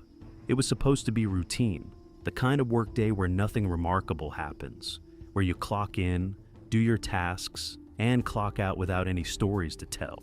Mary was 28 years old and worked as an employee with the Agricultural Stabilization and Conservation Service, which meant her job involved visiting farms, checking compliance, making sure agricultural conservation programs were being properly implemented. It was paperwork made physical. It was government work in the most mundane sense possible. On this particular Thursday, Mary needed to inspect food plots that a local landowner named Michael Kohlfeld had planted in Perry County, Missouri. Food plots are areas where farmers plant specific crops to provide nutrition for wildlife, usually deer, turkey, and other game animals. It's part of conservation efforts, and it's Mary's job to verify that what farmers say they've planted actually exists in the ground. Kohlfeld knew his property well. He'd lived there, worked the land, knew every acre. So, when Mary arrived to do her inspection, Kohlfeld offered to drive her out to the plots on his all-terrain vehicle. It made perfect sense. The fields were large, the plots were scattered across the property, and walking would take hours. An ATV ride would get them there and back quickly. Mary climbed onto the ATV behind Kohlfeld, and they set off across the field. It was August in Missouri, hot, humid, the kind of day where the sun beats down relentlessly and the air feels thick enough to swim through. The grass in the field was tall, reaching well above the ATV's tires, swaying in whatever breeze managed to cut through the humidity. It was the kind of grass that conceals what lies beneath. Perry County, Missouri, sits in what geologists call a karst landscape. If you don't know what karst means, here's what you need to understand. The bedrock underneath Perry County is primarily limestone, and limestone dissolves when water flows through it.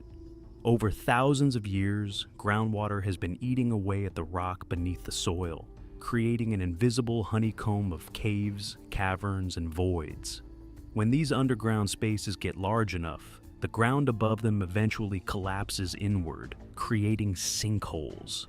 Kohlfeld was driving across the field, heading toward one of his food plots, navigating through grass so tall it brushed against their legs as they rode. The ATV's engine hummed steadily. The sun beat down. Everything was perfectly normal, and then, without any warning whatsoever, the front wheels dropped, not into a dip or a rut. They dropped into nothing. There was no time to react, no time to brake or swerve or jump. The ground simply wasn't there anymore. The front end of the ATV pitched forward violently, and then the entire vehicle was falling, tumbling into a void that had been completely invisible beneath the grass. The momentum carried it forward, and the vehicle flipped. 600 pounds of steel and machinery rotating through the air in a confined space. Mary Crowell didn't have time to scream. She was thrown from her seat as the ATV tumbled, her body ragdolling through the air inside the sinkhole. And then she hit the ground hard. Before she could even process what had happened, before she could try to scramble away, the ATV came down on top of her. The impact was crushing, literally crushing. Mary felt the weight slam into her chest and couldn't breathe, couldn't expand her lungs, couldn't get air. She tried to inhale and nothing happened. Her chest wouldn't move. The ATV had her pinned against the dirt and rocks at the bottom of the sinkhole. And for those first few seconds, she thought she was going to die right there. The ATV had landed at an angle, wedged against the sloped wall of the sinkhole. The frame of the vehicle was resting partially on the ground beside her and partially across her upper body. It wasn't the full weight of the machine bearing down on her. If it had been, she'd have been crushed instantly. Her ribcage collapsed, her organs ruptured, but it was enough. Kohlfeld had been thrown clear when the ATV flipped. He landed hard on the slope of the sinkhole, tumbled down, and came to rest near the bottom, dazed but conscious. For a few seconds he just lay there, trying to understand what had just happened.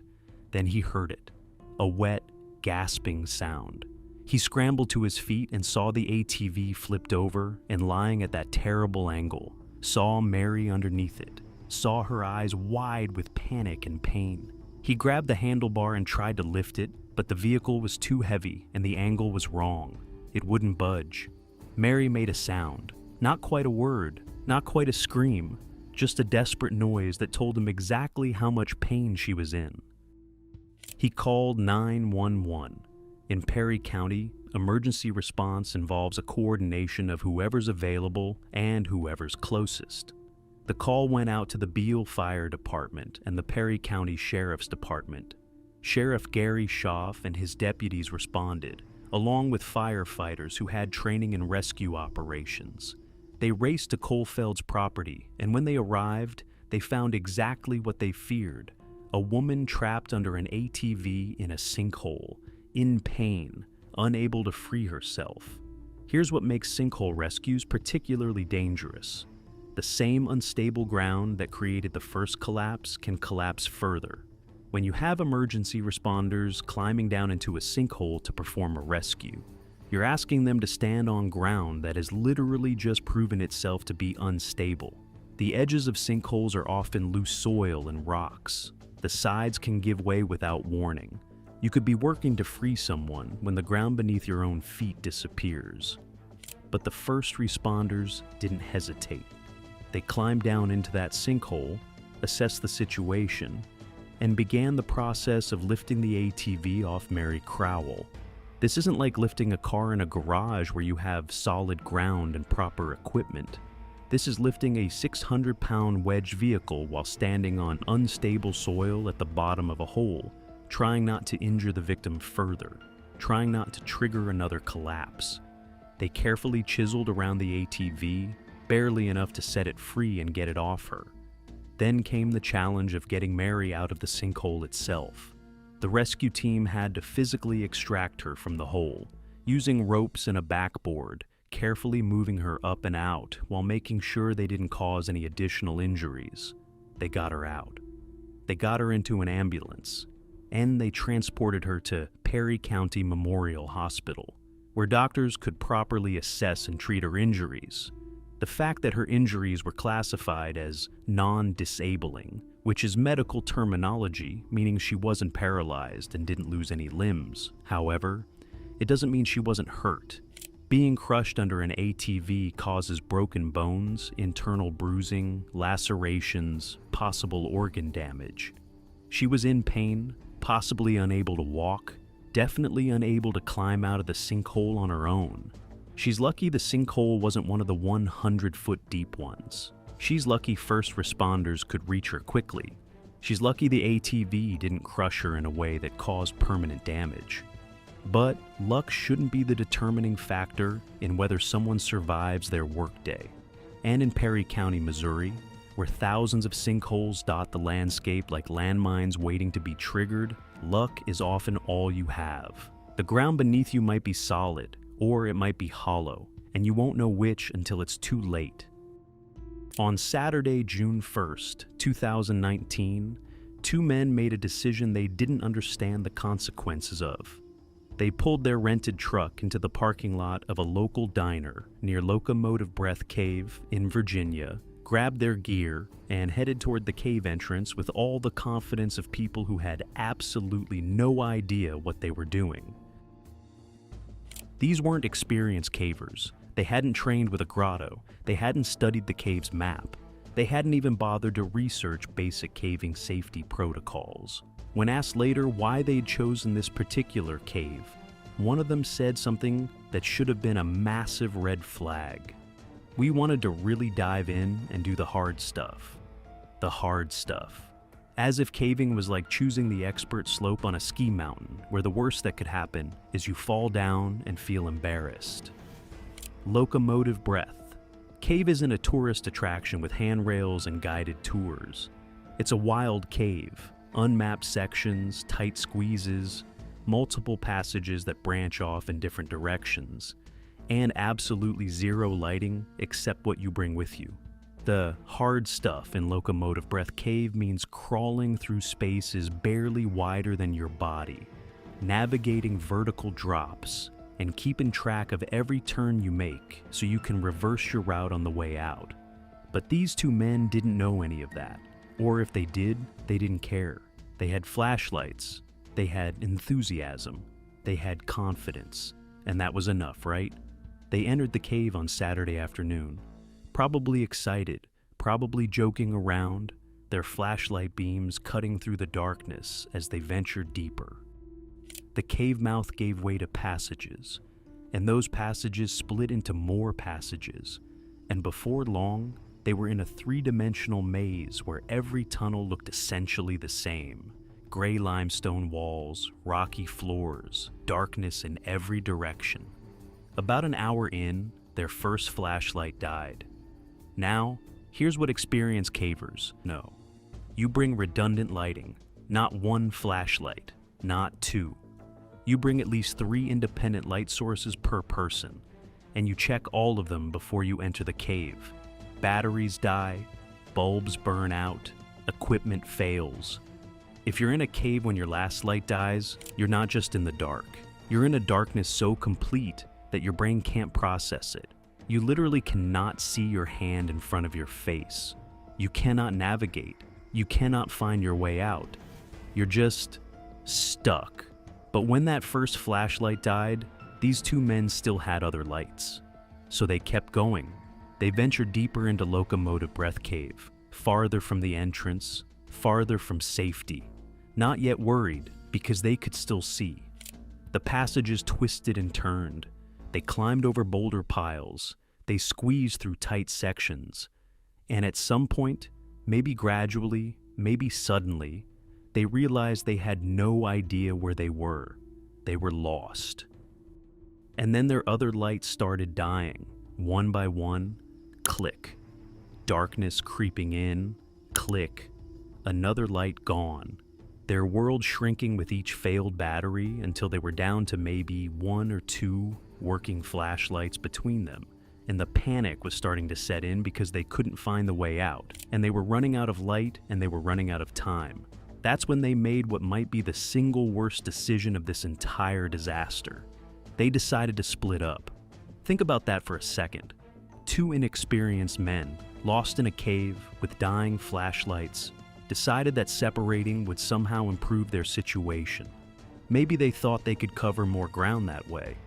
Maybe they figured if one of them found the exit, they could come back for the other.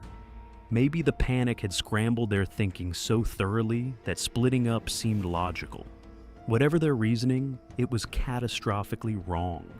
Now they weren't just two lost people who could help each other. They were two isolated individuals, alone in the dark, with no way to find each other again, even if they wanted to. The hours passed. Saturday became Sunday. Their flashlights died completely. And now they were in total darkness, the kind of darkness that doesn't exist above ground, the kind that makes you lose all sense of direction and time and space. They couldn't see where they were. They couldn't see where they'd been. They couldn't find each other. All they could do was sit still and wait and hope. Sunday became Monday. Above ground, one of the men didn't show up for work. His family started making calls, no answer. They called his friend, no answer either. By Monday evening, family members were genuinely worried. These two men had vanished. The search began, but nobody knew where to look. The men hadn't told anyone where they were going. They'd just rented a truck, driven off, and disappeared. Investigators eventually got smart and used the rental truck's OnStar system to locate the vehicle. It was sitting in that diner parking lot where it had been since Saturday. Friends of the missing men suggested they might have gone caving. Apparently, the men had mentioned interest in exploring caves. Rescue teams were dispatched to Locomotive Breath Cave for an initial search. They entered the cave, called out, searched the main passages, and they found nothing. The searchers concluded the men weren't in that cave and concentrated their efforts elsewhere. Maybe they'd gone to a different cave. Maybe they'd gone hiking and gotten lost in the woods. The search expanded to other areas while the two men remained lost in the darkness of Locomotive Breath Cave, undiscovered, slowly dying. Because that's what was happening. They weren't just sitting in an uncomfortable cave waiting to be found. They were experiencing hypothermia. The temperature in caves stays constant year-round, usually somewhere in the 50s Fahrenheit. That doesn't sound dangerously cold until you realize you're sitting still in damp clothes and 55-degree air for days on end with no heat source, no dry clothes, no way to warm up. Hypothermia progresses in stages. First, you shiver uncontrollably, your body's desperate attempt to generate heat. Then you become confused, lethargic. Your speech slurs. You make poor decisions, though in this case, they had already made all their poor decisions. Then you stop shivering, and that's when you know it's really bad, because it means your body has given up on trying to warm itself.